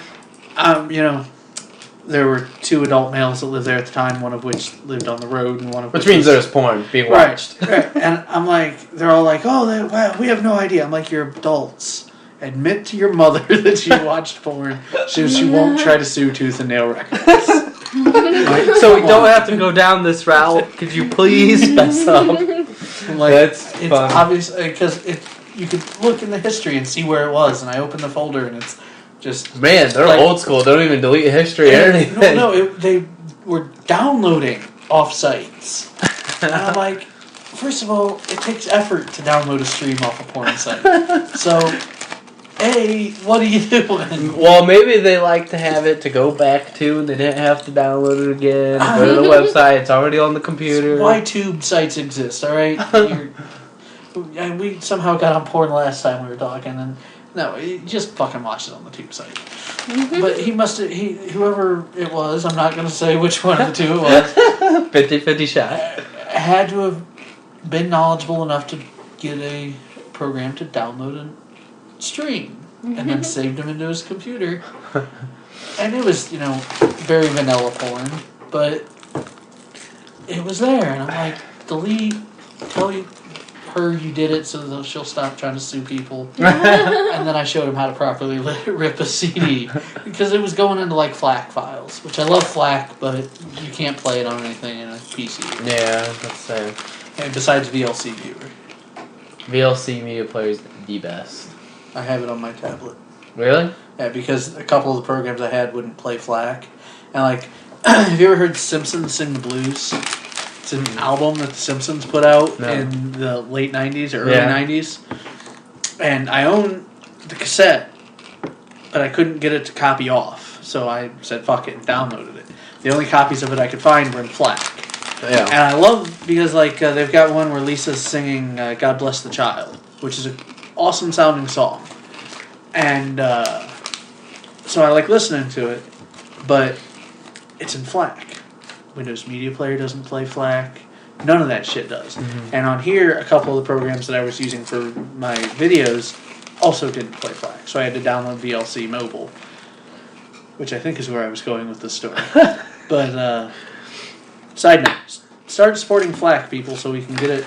Because I don't get why media players just don't have all the codecs available. Why? Because they have to pay for them. Windows. But how does VLC get away with it then? Because it's open source. Open source, okay. And they only use open source codecs. Plus ones that, the reason Windows Media Player couldn't rip to MP3s there for a while is because they put the codec in without asking permission. The codec is open source, but in order for open source to work, you have to give... Yeah. You have to get permission, and you have to give rights or say these people made it. Yeah. And Windows just fucking threw it in their program and said I'm not doing anything about it.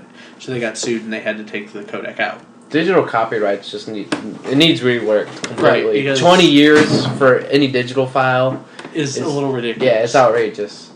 The IPs, intellectual property laws are funny.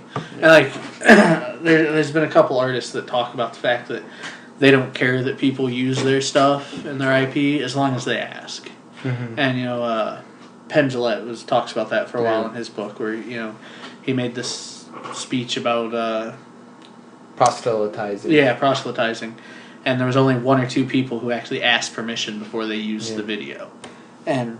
Well, he's on the fence about illegal downloading because it's a hard thing to. How do you?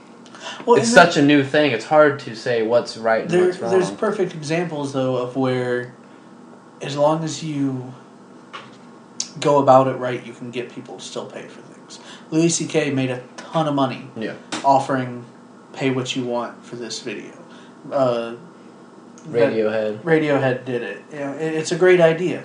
Netflix is obviously they don't even have everything, and people pay for it to see. I pay for Netflix, and it's just convenience. Basically, it's a convenience fee. Found a real sad fact today that my PlayStation's going straight to hell, and I might have to buy a new one, and that's gonna suck because I don't want to pay for a new one. The textures are starting to mess up, but it's all pay as you go is the best way to do it. MSI's got that Kickstarter thing going, which I'm now a $50 donator because I want the vinyl. And that's a great way to do it. I gotta remember to do that, to donate to it. When's that Kickstarter, man? It's got 40 days left.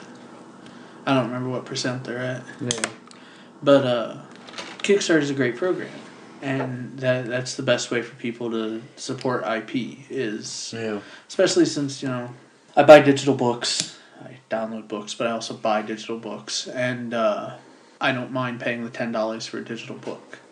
It gets a little ridiculous when you're buying digital textbooks that still cost $70, but your digital books is a nice way to go, and $10 is reasonable. Google Marketplace charging fucking $40 for a book. $40. The A.C. Grayling, the good book, A.C. Grayling's Bible that he wrote, is still $40 on Google's. Yeah, that's the thing is you got to price correctly. You're not going to make as much money on a digital because the internet exists. We can't get that for free if we want it. You can't charge the same price for it anymore. You just have to accept the fact. And what's worse is you got groups like Amazon who you don't own your book when you buy it from them. They still own it. You own a license to it that they can reject your license. It's the same with Steam. You don't own that game on Steam. You own a license to play that game, which they can take from you. Because when you buy a digital copy, you're not actually buying a copy of the game. You're buying a license to the game. This, folks, is why the Nook is a better option. Kara, working off the clock. Kara with the hard sell just ruined my mind. I don't even know how to reply. Working off the clock. We're selling them Nooks. Let's see the room here. She doesn't work on commission. We're recording on an iPad. I'm doing work on a Nexus 7, and Kara's hard selling a Nook over here. So we're technologically spread around. And I have an Android phone. I'm sure you have an Android phone on you as well. It's back there, but yeah. I'm all about the technology, but yeah, the licensing is weird. They were talking your parents were talking before we left about how outrageous cell phone bills are. Oh, yeah. That's got to change eventually. The only reason I'm surviving at this point is my mother-in-law, or soon-to-be, not mother-in-law, soon-to-be stepmother, is allowed us to join her plan. Mm-hmm. So I pay $10 a month for having a line, and then $40 a month for the data. We each have a $40 a month data plan. Mm. So, we pay $90. Do you have a limit on it, too? It's 2 gigabytes, I think. Okay. And I don't think I've ever crossed more than a quarter of a gigabyte. See, I knew I would. Let's be honest, I'm a homebody and a bit lazy. Even tonight, I had to talk myself out of coming out. Because I spent the day at my in-laws' house, which I love them to death. But 7 hours to watch one football game is a little much. And Yes. especially 11 weeks in a row all fall. But so I'm always somewhere that has Wi-Fi. Yeah. Since we hardly ever go anywhere, I don't use it when I'm at the store. I don't use it, play at concerts and stuff unless I'm just taking pictures. And that's not using my signal. And if I need to look something up, I'm usually somewhere there's Wi-Fi. The thing is, you work as an IT person, so you can use your Wi-Fi Right. without any consequences. Where I work, even though I'm an IT support now, I still can't just willy-nilly go on Reddit or something on my Wi-Fi connection. Well, see, I keep or forgetting. on my computer. I forget that at times I forget that we have content restrictions on most of the computers. There's a small window of 10 computers, or 10 IP addresses, only 3 of them are used, that have no limit on it. My computer, because I'm the IT guy and I have to be able to get it to whatever, evidently, I don't have any restrictions. My boss doesn't because, well, I'm not going to make any assumptions on why he doesn't want any limits. And the HR person doesn't. But I'll be on my phone, or my tablet, and I'll be tooling Reddit, and I'll be like, oh, all right, what's this? And he goes, blocked due to drug content. And I'm like, fuck, I'm on my tablet. I'm not in that range. And I can go on the computer and assign, like I can go on the server side and assign a preferred IP address to this, but that's more effort than it's worth when I can go, okay, fine. You can just click right on the computer. And go into Reddit on my computer. Yeah. Which it's important to have those set up because we've got a couple public computers that our employees can use. And third day they were available.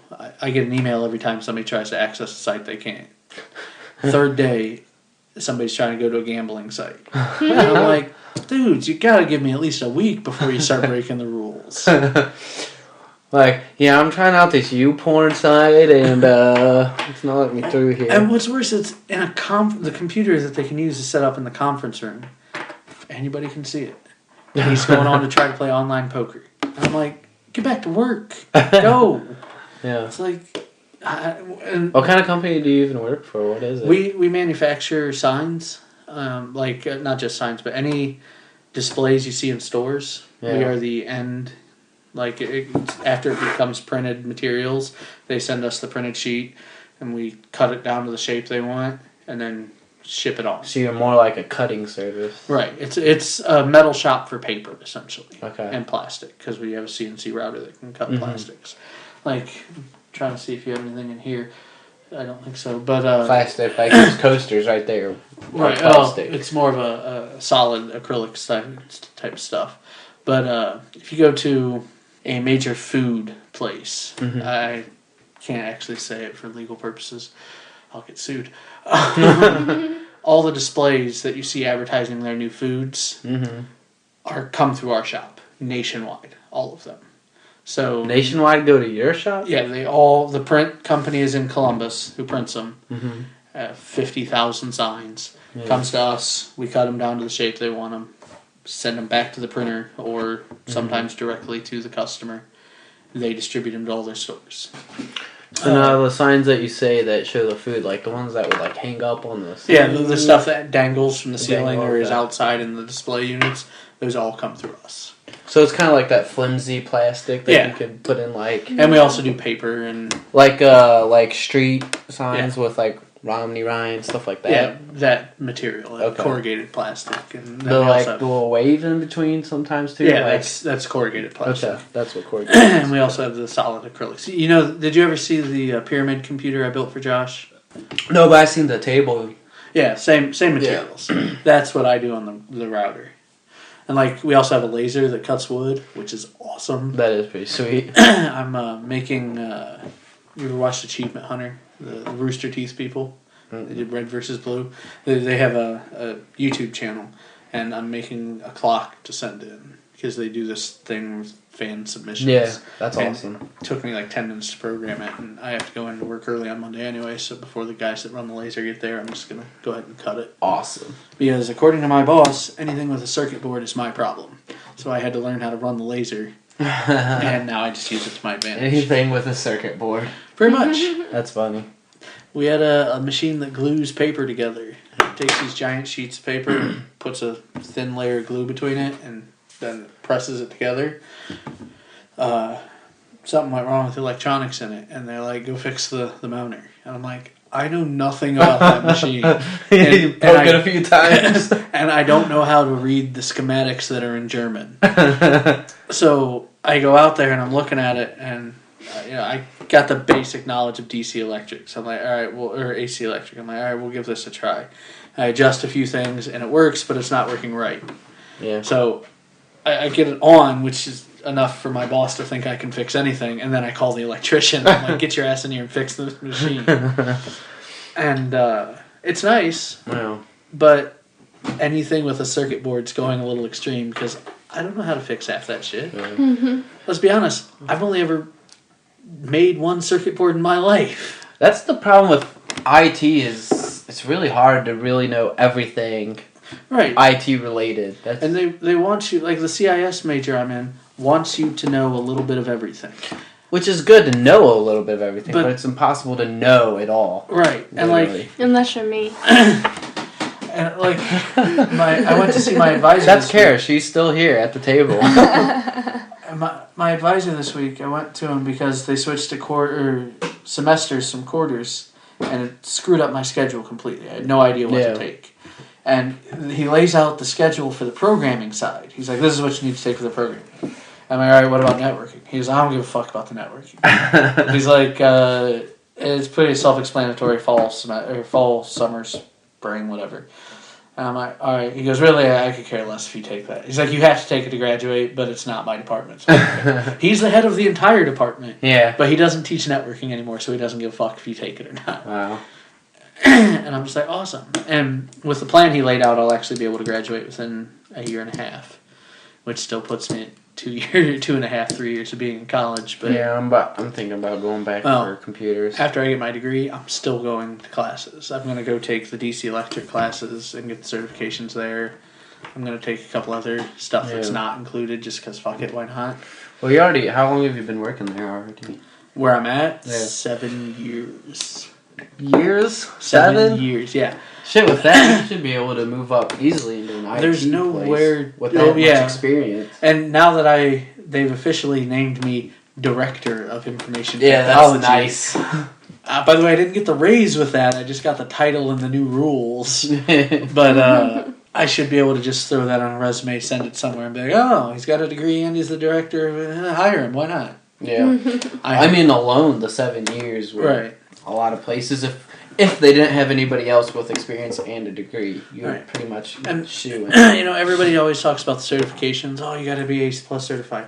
Most places say A+ certified or comparable experience, which according to the What is the A+? What is A+ certification is done by CompTIA. It's hardware, software of Windows computers exclusively, and it's just repair of hardware and software. Okay. You don't even include like third-party Windows-based software. Is it really easy to get? Yeah. The test is kind of confusing at times, but if you study for it right, it's not hard to pass the test. Like, how difficult does the questions get into?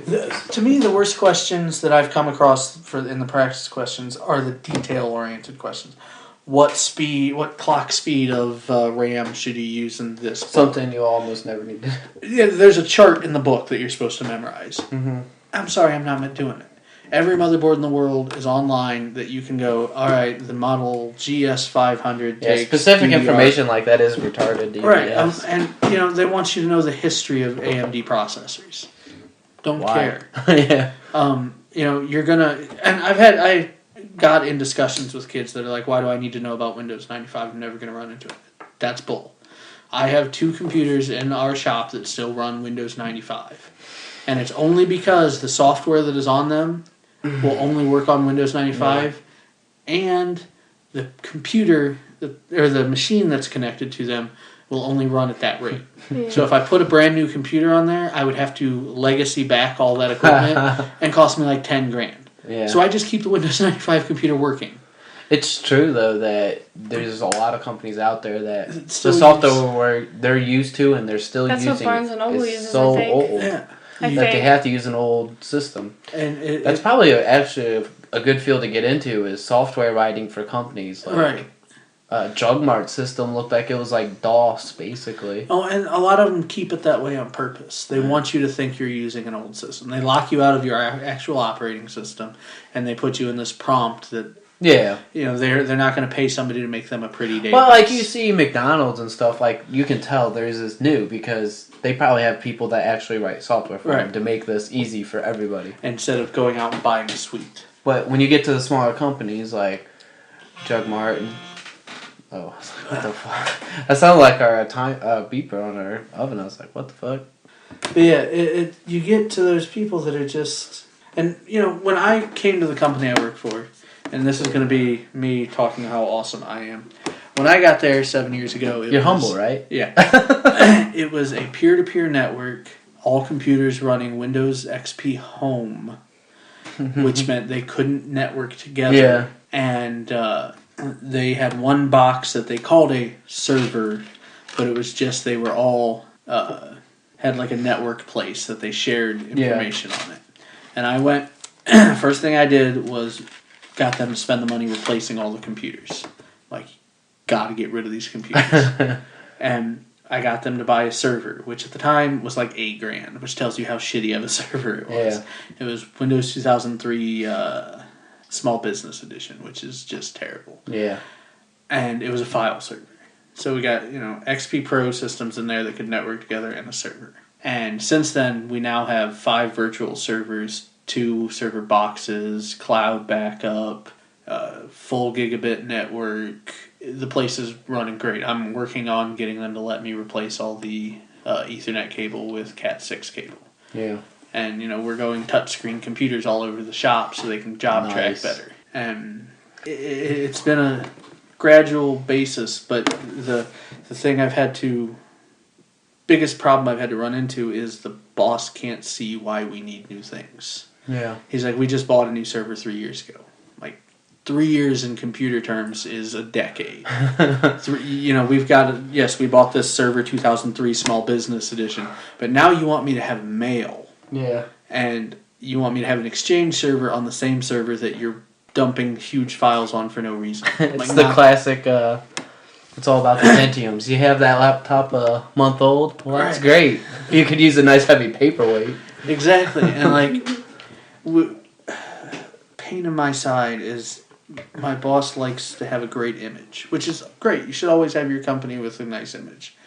But he goes to these other companies and he sees, he went to a company that had a 19-inch widescreen monitor that played a PowerPoint with, today's weather, welcome to our company, da-da-da. He comes back, hands me the company credit card and says, do better. Huh! So we put a 42-inch flat screen TV in our front office. Oh, that's awesome. That runs a display program that we bought. And he went to That'd be so fun to shop for. Yeah, I called some people. I'm like, here's a credit card. So I'm just like, all right, drop off this 42-inch TV and install it on Tuesday. Yeah. And the companies are like, you work for Kevin Coyne? Not a problem. I don't want to take that out. You work for Kevin? Not a problem. And so they come and install it and everything's running. Well, recently he went to another company they're running full 1080p HD on their TV. Yeah. And it's crisper than ours. So now he's like, we got to make it better. Theirs looks better than ours. We got to do better. And so we bought a brand new laptop that could put out in 1080p. Mm-hmm. And now I have to find some $5,000 fucking software that puts out in HD. Soon it's going to be like freaking 1984 where there's just like, our company is great. Right. And, everywhere. He wants it to where I can, if we have special guests coming in, I can change the screen to where it says, welcome, Bobby, or whatever. Yeah, I was about to say you need like a track monitor that follows you. And he wants to put 4 computers out in the shop that tell the employees of upcoming events. That I can do with just a monitor and a USB drive. I don't need fucking $1,400 worth of software to make that work. But it just, every once in a while, it gets to me. I'm sitting here trying to troubleshoot an Exchange server issue that's actually stopping us from getting email. He tells me to set that aside so I can make things pretty. And I'm like, you got a marketing person. Let her do it. I'm busy. But priority 1 is whatever is in the front of his mind today. Yeah. That's what was funny when Nick was telling me, since he worked for like it was a bank. I forget what bank. But he was just talking about how much money they just throw away at IT stuff because they really don't know what they're throwing the money at. So they just toss it away, not realizing, like he said, they could probably get rid of my job and probably only have like 1 or 2 people. Yeah. But I'm busy always doing something at work. Now, don't get me wrong. I have dual monitors for a lot of purposes. And one of those purposes is I have a remote connection to a server here, and I'm working on an issue, and I have YouTube on the side, listening to somebody's podcast or random bullshit video or Christopher Hitchens debate, whatever. And sometimes I now have to write a report every day to my boss on what I did that day because he came in one day when I was watching Christopher Hitchens and assumes that's what I was paying attention to. Yeah. And it was just up on the screen. I forgot to minimize it. I've got a server over here throwing out random errors, but that screen that he saw was the problem. Yeah. So now after a week of getting the reports, he's like, I'm going to have to dumb it down for him because when I do documentation, I do fucking documentation. So he's like, I don't need to know every error code that came through. And I'm like, yes, you do, because otherwise you think I fixed an error on the server. Yeah. I do preventative maintenance once a week, which is, some people say is too much, but I'm OCD, so fuck it, it's enough. And I'll just send him the full list of shit I did. And he's like, you're going to have to cut that back. I'm like, not as long as you still want to let her. Because as long as you understand what I do. That's the problem with IT also is it's hard to report what you did. It's hard enough to people that don't understand what you do. Yeah. Because I'll be working on something and I'll get a phone call because I'm the office bitch as well. So I can't get this Excel file to format right. Hurry down to my office right now so I can get it sent to the customer. Customers involved. Priority 1 is getting money, so we have to make sure that file's right. And then I'll go back and start working on it. I'm like, now do I need to document exactly what I did for, this lady down in her office? Or do I just clump that in with I worked on problems? Yeah, that's what I'm worried is they're going to have me start tracking what I do as support. And a lot of what I do as support is, hey, I can't open this file. Can you help me with that? And then you're going to have to start a log where you just write everything. I'm like, fuck, I had to help John again, that asshole. And then you get companies like Blake works for that has 4 locations and 2 IT guys. 4 locations and 2 IT guys. Yeah, and he has to go back and forth from Tennessee. Yes, that's the example of them not realizing they don't have enough IT. Right. And that company's weird because they just fired the department we deal with, because I deal with this company all the time. Mm-hmm. The department we deal with, they fired the entire department, and we hired 2 of their guys, and they work for us for them. Like, we took over that entire department. That's weird. And yet their guys now work for us, working for them. Yeah. And I'm just like, whatever, as long as, we're making our money. But... Are you the only IT guy there? Yeah. And really, we don't need a second one. Yeah. But outside of random big problems, I have everything down to a science, as long as they don't interrupt my schedule. Yeah. And they, I keep it running well enough that they don't see the problems. And, like, I have to run the CNC machine, too, because I don't trust anybody else to run it for some god-awful reason. And I'll have a week of running the CNC machine, and when I come back to the office on Monday... fucking everything's on fire. So they're like, oh, you gotta fix this, and this. I'm like, all right, but we're gonna need to slow down for a minute and tell me how it broke. And the big problem is I'm in the same building when I'm doing this. So if there's an actual problem like there always is, they should have came and got me when it happened. Yeah. I've got one employee who will catch a virus at 8 a.m. It pops up on her computer. You have a virus. What do you want me to do about it? She hits ignore, goes back to work. Now, the big ones are she opens them and it gets infected. And Sophos can only do so much. If you tell it to allow the virus to do what it's supposed to do, or what it wants to do, it's going to infect your computer. Yeah. So 8 a.m., she lets her computer get infected. She comes and finds me at 2 o'clock in the afternoon and says, this morning I had this weird pop-up about a virus. I go up there, her shit's fucked. Well, and yes, you had that virus. I've got full backups of all the computers up to the first of the month. Mm-hmm. So if anything that happens between the first and the first, you're going to lose all that data if you didn't save it in the right place. We have file servers, fucking save stuff on the file servers. Yeah. On the 18th, if she hasn't saved any of her files on the file servers and her stuff goes down, it's not my fault if you are set back to the first. If you didn't save it the way you're supposed to, it's in the computer use policy. It's not my problem. Right. Now, my boss gets all pissy, but I just point her towards the manual and be like, it says in the manual, save everything on the server. They didn't, not my problem.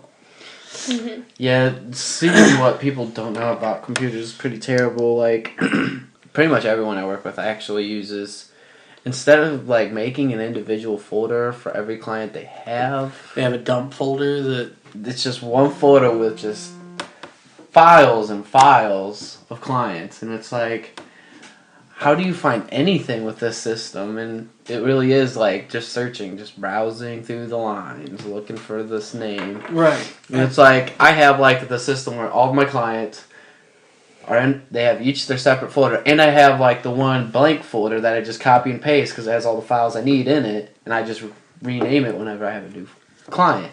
It's like, this isn't a hard concept. I don't know how you can't just do this. Like, I have a hierarchy folder set up for all that stuff. And then, I have a quick folder on my desktop.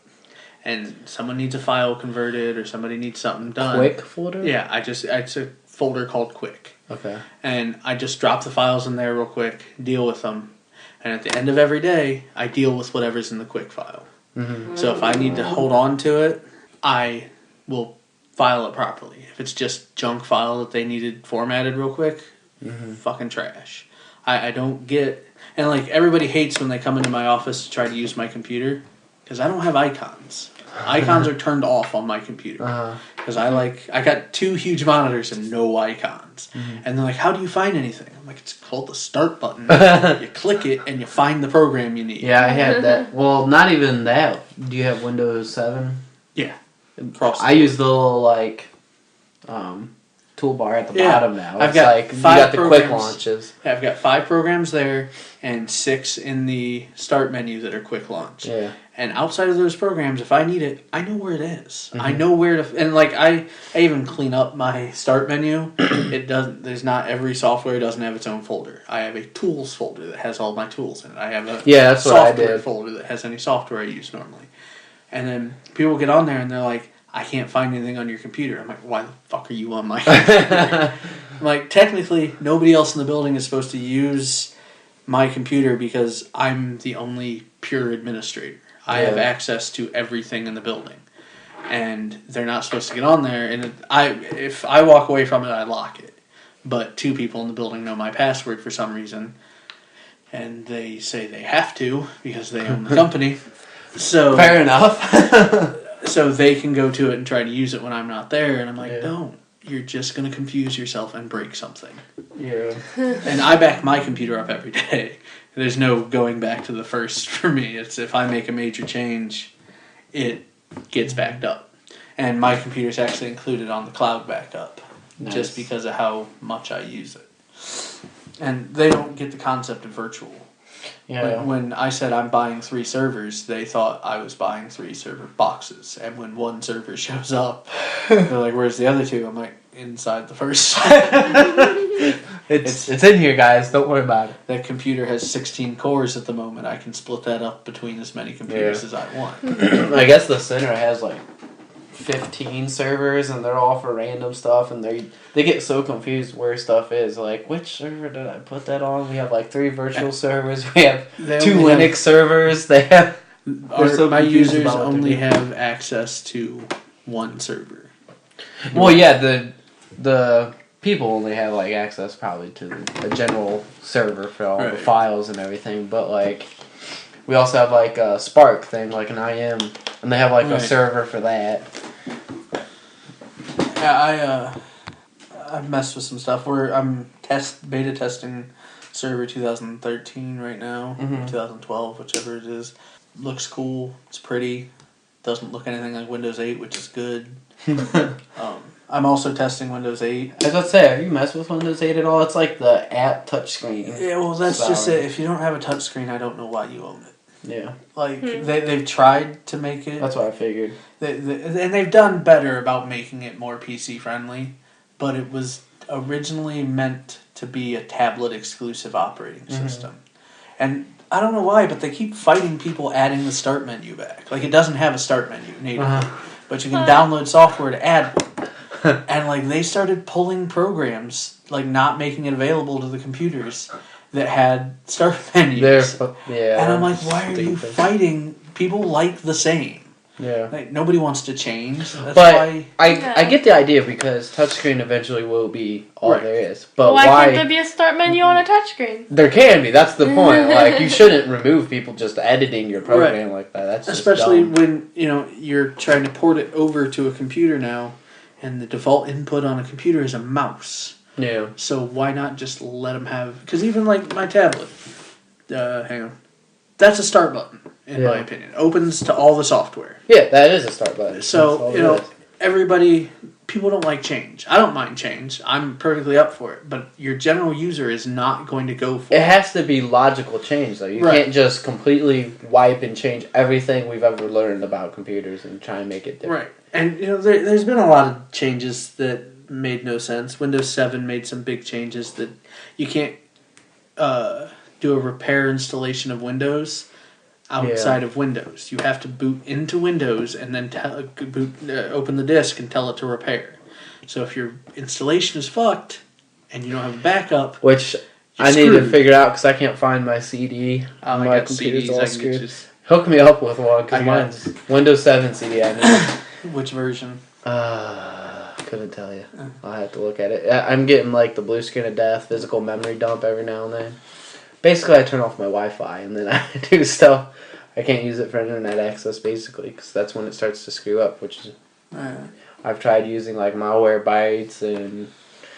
I can get you. I've got a subscription to MS TechNet, which they give you evaluation copies of all the CDs of all the software, but the evaluation is full versions with no expiration date. So I don't know how it's evaluation outside of the fact that you're saying you won't use it in production. Yeah. But it's interesting. So the thing about I got the Windows 8 and the Server 2000 whatever. I do want to try Windows 8 out, but the thing is it's going to be like every Windows program. The first one's going to suck. They've done a good job because they did better open betas. They released previews that they let people actually try it out and break it for like 6 months before. Oh, okay. So it was a good amount of time instead of here's software, have fun, bye. Now a couple things. Their beta testing was let's release this and see what happens. And the beta was good for like 90 days, and they had like 6 versions that they released. Yeah. There were some driver issues in the beta that I had. I haven't installed the new one on the computer yet. And then there was there's just little things that they changed in Windows 7 that they needed to put back. How printers worked. XP printer was so easy to install. Yeah, it was. Like 4 settings, you're good to go. Windows 7 wants to verify everything 100 times, and then instead of you used to click on a printer, go to properties. It was the properties you needed. Now in Windows 7, if you just go to properties, it's a menu that doesn't. It's like the securities properties. Yeah, it's weird. You have to go to printer properties or printer preferences, which are 2 separate items. I hate that about Windows 7 too. That was the first thing I did when I got Windows 7 was turned off at asking you. It asks yes or no for every fucking thing you did. It was like, are you sure you want to open this? It could contain a virus. It's like I open this every day. I want to open it. I promise you. Have you ever turned on God mode or opened God mode? There's you make a new icon. I think it's a folder, and you go online and you find this code, and it's this fucking 200 character long piece of name. Yeah. And you enter it in, and it creates a applet tool that you would have in my computer, and it's every setting you could ever change. Excuse me. On Windows is all accessible through God mode. Is this just like a? It's just an app you can run, or a control panel application. Because they used that term long before fucking Apple came along. But the control panel applications and its group policies and your user automatic control or automated control, access control. That's it. and it's all in there. You That's could spend awesome. weeks just going through trying to figure it out. And when you get your Windows set back up, I recommend. Have you ever heard of TweakHound? Google TweakHound Windows 7, and he's got a guide on how to tweak your Windows to make it run better. Awesome. And the dude is amazingly succinct about how to do stuff. Yeah. And then there's some optional fluff for like. This is why I miss Tech TV. That was awesome. That was. Yeah. But really, there is no reason for it now that we have the internet to just YouTube. I want to figure out how to do this. Better YouTube it real quick. Well, that's, I work on laptops because it's easy money. Because most techs are afraid of working on laptops. Yeah. And, they're all afraid they're going to not get it back together right. Well, I'm OCD, so I get the screws. I've got a grid, and the screws are all laid out. And then if you don't know how to take a laptop apart, you search any model of laptop on YouTube, and there is instructions on how to take That's it apart. exactly what I did for her parents' laptop. I needed to Yeah. replace the keyboard on it. I was like, change keyboard. And then I typed in the laptop model, and there's, for that exact model, Alright. here's how you do it. You just take out these screws, you take this off, and then you put it. It was actually a really easy change. It was only 4 or 5 screws. My boss's kid has this Alienware laptop, which has a solid sheet of aluminum on the bottom. It's fucking hot. Yeah, why would it? And I couldn't figure out how to take it apart. I'm like, there's no screws. There's one panel that lifts up that's got a screw on it. And I Googled it, and the guy before the instructions bitched for 10 minutes about how long it took him to figure out how to take it apart. And then it's like 5 screws, and it slides out like an old school computer casing. Yeah. And I'm like, what is this shit? But yeah, it was Just a terrible You had to go design. from laptop or the keyboard down, and then it slides off the top. Mm. And I'm just like, why? First of all, why solid aluminum? There's Yeah. barely any vents down there. It's got the huge exhaust vents on the back, like the Asus's, Yeah. and then just a solid sheet on the bottom. Like, there should be holes there for air. That is a pretty bad design. I'm wondering how, like, these, like, iPads and stuff, they don't have any vents or anything. I'm wondering how There's so good no on real heating. moving parts, and it's. But it has such a good processing power. Like, everything I do, it moves really fast. But it's the way the heat works is it's so tiny Mm-hmm. that the electricity moves less, and therefore has less to heat. Mm. And that's why the atom processors stay so cool, is because they're so small, and that's why they're working on I think it's called Moore's Law, where Moore's Law is the technology replacing itself every 6 months. Mm-hmm. No, it's not. Scratch that. Moore's Law is the speed at which things can communicate us by the distance. So what they're doing is I could be wrong on that too, but they're building RAM onto chips now, like directly on your processor, and not just talking your cache RAM that they already have on there, but they're going to completely integrate RAM into your processor. Yeah. Now, some people are against this because it's just one more thing that can break. Yeah. And you can't just swap it out. You have to replace the whole processor. But it eliminates the communication speed back and forth to RAM. If it's integrated and it just has to go up a millimeter to get to communicate, it lightning fast. And then it also consumes less power, so it's cooler. And But they've never tried this before? To test it? Well, besides the cache, the L1, 2, and 3 cache, no. It's but HP. I think Kara's bored with our geek talk. HP is the largest consumer of RAM in the world. The what? Largest consumer No, of RAM. who was? HP. Oh, HP. And they're the ones developing this because they buy more RAM than anybody. So they're like, fuck it, we're just going to make our own. Well, I just don't get why computers will eventually be so tiny. Like, towers seem like outdated at this point. Oh, yeah. Unless you want performance to like the nth degree. But still, it's like, performance to the nth degree back 30 years ago was a whole fucking house. Was a computer. You don't want to limit yourself to not upgradability. If you wanted that, you'd buy a Mac. But True. My PC at home, if I want to run But video cards, I can't run integrated 3 video cards. Yeah, I'm Now, just they saying, can like make an the video iPad cards- example. Yeah, for Right. example, could be a removable case, just like your cell phone. You can just take the back off. Right. Eventually, that's just. I feel like computers are going to get that small and that small processing power. It might be to the point where it's even hard to manually fix things though on a Right, computer because which they're is- so tiny. Going to eventually get rid of people like me. Yeah, But well, there still always be software issues. Right. That's the thing. It all comes down to what you're willing to sacrifice for smallness, though, because there's still always going to be some issues that it's going to need. You're going to have a minimum size eventually, because your video card's still going to need to swap out.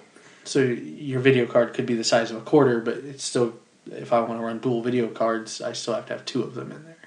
Eventually, there has to be a plateau, because that's the problem. Well, there has to be a physical thing at some Right. point in time, but well, I mean, not really though. It has to be physical, but you could feasibly get to a microscopic scale Right. where there's just you have the tools in your house to fix a microscopic computer. You have a small fusion engine like they carry around to fix fucking fiber optic cable. And that's what it comes down to is before that can work, they have to develop the ability to pass electrons through tiny. Yeah. Now there is, I forget the name of the company, they developed a single phosphorus atom wire, Mm-hmm. and they can pass electricity through it. 1 atom wide wire That's can carry crazy. an electron. One atom. It's wide. it's a phosphorus atom. That's what I'm saying. That's the microscopic scale. Right. But they have yet to develop any way to use it. Yet. Right. But, I don't know, I just like, honestly, I like having the tower.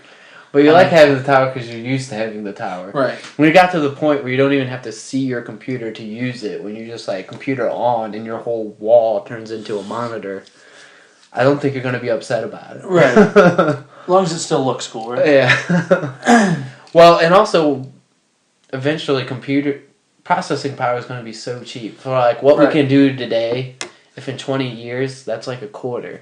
Like, I could Right. buy a shirt that's has better processing power than what my iPad has. A shirt with, it's just like full LED. What shirt do I want to wear today?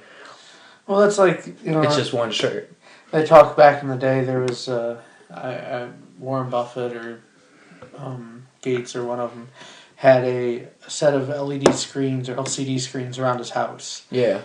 Before you came over, you know, if you had a favorite piece of artwork, he would have your people tell his people, Mm-hmm. and then as you came into his house, the screens would change to your favorite artwork, and the walls could, you know, the hue Mhm. was different, and the lighting, and that's just a sign of the digital age. Unfortunately, things like that are putting companies like mine out of business because, like the LCD displays at these restaurants Oh, it's true. are Yeah, replacing because our printed. yeah, you're in displays. signage, so yeah, that is going to be a business that goes out. And your marketing companies are making big money on it because they sell the software. LEDs are getting pretty cheap too Yeah. for doing that stuff. Oh, trust me, my So- in-laws just bought, and I don't know why it bothers me, but it does. My father-in-law just bought a computer TV 5 inches bigger than mine, and I'm like, motherfucker, had to outdo me. And then he calls me over to hook all the stuff up for it. But yeah, you know, it's cheap at this point. You can buy plasma for under $1,000 now. Not that anyone should ever buy plasma, but That's not cheap. I'm talking well, comparatively outrageously cheap. Oh yeah, you go to Walmart and pick up a 47-inch TV for $200. Yeah, I'm talking to the point where it's like a piece of paper. Oh yeah. A digital processing paper is like literally a piece of paper could be a digital device. You can just toss it in the trash. You won't think twice about it because it's. Oh, I got my home computer that can do something. And then you look at these ridiculous screens that like. I feel bad. I don't remember who makes it. They're almost paper thin. They've got no backing, so you have to put it on like a white TV or a white wall. But it's paper thin digital displays. They've got it, and they're flexible, which is the cool part because That's going to be awesome They're for working laptops on making and a stuff. cell phone actually that you can wear on your wrist. Oh. And it's like a Holy green crap. thing, and you can see it, and then you just flip it off and talk on it. And that's gonna whole new set of laws are gonna ruin our lives. By the way, when stuff like this comes out, because you've got a watch now that can take pictures and do all this nonsense, and you've already got this stuff. And yeah, I mean that's already happening quite a lot. Where pretty much everything, if something happens, it's recorded. And you got places like Japan where they had to pass laws to where you have to leave cell phones in Japan, I think, and I once again could be wrong on this. You can't turn the camera sound off on your phone. So like they made it to people where can know when it's you're creeping. right. So like guys snapping pictures in bathrooms and such, it's always got to make a sound. See, I mean, I get where they're coming from, but there's other ways to do that. Right. But and then you got like there was technology introduced that they had talked about putting on a new phone to where they would have a signal in areas, and these new phones could pick up on the signal, and when that signal was broadcast to your phone couldn't operate as a camera. that's what needs to... No, because that's bad. That's bad either way, because then the whole cops issue comes up again. Yeah, the cops just carry one with them, and all of a sudden you can't record what they're doing. That becomes a problem once again. I think as much as we love privacy in the U.S. especially, I think eventually that might be the way to become a better society is to make no everyone privacy. accountable. Yeah, everybody will know what you're into and what you're doing. There's got to be a demarcation point, a point where, your expectation of privacy. In my home, I have an expectation of privacy. Mm-hmm. It's not an absolute expectation because there's fucking windows, but I have an expectation of privacy. Once I leave my home, I have no expectation. Which everybody should know that is how it is right now. But there's funny rules because there's rules on email. Mm-hmm. If I don't keep a copy of your email that comes with on my server, it's your property when it's on your computer, even though it's my computer. The computers belong to the company, but once it hits your inbox, it's your property. Mm-hmm. I can't claim it as my property in your inbox. But as long as I kept a copy of it on my server, which we archive everybody's emails, that copy is mine and I can use it however I want. See that? I mean, that just makes no sense. The whole copyright thing of digital files has got to go. Right. Oh, and the privacy, because it came up in some lawsuit where the lady's like, well, that was my email, it's on my computer. And a judge agreed with her because she was talking shit about her company. Mm-hmm. And she still got fired over it, but she got wrongful termination or some nonsense. But, she got to sue them because it was on her computer, therefore it's hers. She supposedly had an expectation of privacy on her computer. Now, our computer use policy says you have zero expectation of privacy. It doesn't say me explicitly, but it says the IT admin can investigate anything on your systems at any time. Okay. And we've got a couple computers that have like Net Nanny and stuff on it because we know our employees can't be trusted. That would be, oh man, to be a digital lawyer would be so difficult. Like even just to explain it to a jury would be so hard. And you got judges out there that are throwing out digital video evidence because they, even though people can prove the genesis of the video and how it's never been altered, they throw the digital video evidence out because it can be tampered with. And at that point, all video, all photo, all that evidence is useless. Yeah, at that point, all evidence is useless because all evidence can be tampered with. And the big one that Neil deGrasse Tyson talks about is eyewitness testimony is the most useless testimony. It really is, yeah. Because the way people perceive things is wrong, and the way because they talk about they even tested that on Mythbusters. They talk about this experiment where they have a group of 9 basketball players standing in a circle, passing basketballs back and forth to each other, and they have these people that don't know what's going to happen in the video. All they're told beforehand is count how many times the balls are passed. And then they play the video, and the people are concentrating and counting how many balls are passed. And when the video's over, the guy looks at it he looks at the results, and he's like, all right, how many of you noticed the monkey? And they're like, what monkey? And they play the video back, and in the middle of the screen, between the guys that are throwing balls around, a guy in a monkey suit comes out, does a little dance. Oh, yeah, I Walks remember off. that. Yeah. And, that nobody noticed the monkey because they were so busy concentrating on the balls. Yeah. And that just proves how, you don't see everything you see. Yeah. Well, it's not just that, but especially in, like, any kind of extreme situation, like a robbery or a murder or a rape, it's like, are you really going to remember what color shirt a person's wearing or their facial features you might somewhat know? There's some that you'll notice. Like, we have a friend who got robbed at gunpoint. And he could identify the person, but that's only because the person got within a few feet, pointed the gun, and I think he even said the guy put the barrel of the gun in his mouth. So, that you're going to remember. Yeah. But a bank robbery, you're not going to remember the little details about anything. You're mind fucked at that point. That's what I'm saying. Like, unless they look directly at you, it's going to be pretty hard. But most eyewitness testimony, I think, are people looking out their windows or it's they like, happen to be in a this guy situation. drive by. Yeah. The only ones that really help are like the old lady who keeps track of every license plate that drives by the crack house. It's like, we got Janice over here who said this license plate went by 6 times and she's been right for months. So that is pretty funny though that those people exist. That's why also they're talking about those street cameras that watch the crime. I'm all for that. Cameras everywhere, but like I think Penn says this. Everybody should have access to it, not just cops. But we should all be able to see what the cops can see if it's a public domain that they're looking at.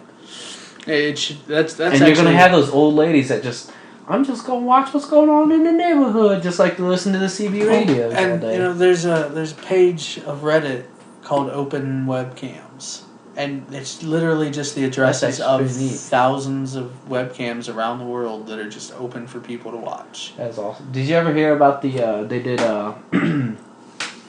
virtual hunting? Well, it wasn't virtual, but it was like they set up a gun and a camera, and you could log into that camera and that gun and shoot from your house. Like live animals? Yes. Like actually hunt. They talk about it on I listen to Stuff You Should Know podcast, and they did a podcast about it, and like a few months later it was banned. Now, because it's ridiculous. Yes, it's very ridiculous. Wow. But they always brag that they're like a part of getting it shut down because they did a podcast right before it did it. But that is very crazy. Hunt from your computer, which more of that kind of stuff's gonna happen. Do this from your computer. My brother-in-law didn't know that he works for a car lot. Didn't know that they have webcams set up all over their car lot that you can watch from the web. Yeah. And I was sitting there watching him hard sell some lady on a piece of shit car one day. And she bought it, and I saw him shake her hand, and I called him, and he's like, "What's up?" And I'm like, "Did you just sell that lady that piece of shit car?" And you could see him looking around. He's like, "Where are you at?" And I'm like, "I'm at my office." And he's like, "How the fuck did you know?" I'm like, "Look up and to your left." And he looks and sees the camera, and he goes, "When the fuck did those get there?" And I'm like, "I don't know, I found them the other day." And he goes, "You're just sitting here watching me work?" I'm like, "This is getting awkward." This is weird. He's weird. He's got a thing where he doesn't like ordering, and my wife's the same way, and she knows I think she's weird for this. She won't order the same thing as me at a restaurant. Yeah, you told me that when we were at the restaurant, which is weird. Yeah, and so just deal with it. He ordered the same thing as me by accident and freaked out for the rest of the night that he was going to have the same. And it wasn't even like something right off the menu. I actually custom ordered. It was at Olive Garden. I got cheese ravioli with Alfredo sauce instead of tomato sauce. And then he ordered it, and I looked at him. He's like, "What?" I'm like, "That is what I ordered 5 seconds ago." And he just wasn't paying attention. And he freaked out for the rest of the night. He even had like the same... Yeah, he ordered it with Alfredo. That's weird. Which, by the way, so unhealthy. Alfredo sauce is so bad for you. And is it really? Yeah. Oh, it's cream. It's not even like milk. True. It's fucking cream. That is very true. Yeah. Good old Olive Garden. I love that place. Alright, well, we're going to cut it off at the 2.5 hour mark. Yeah. Adios, amigos. Have fun. It's making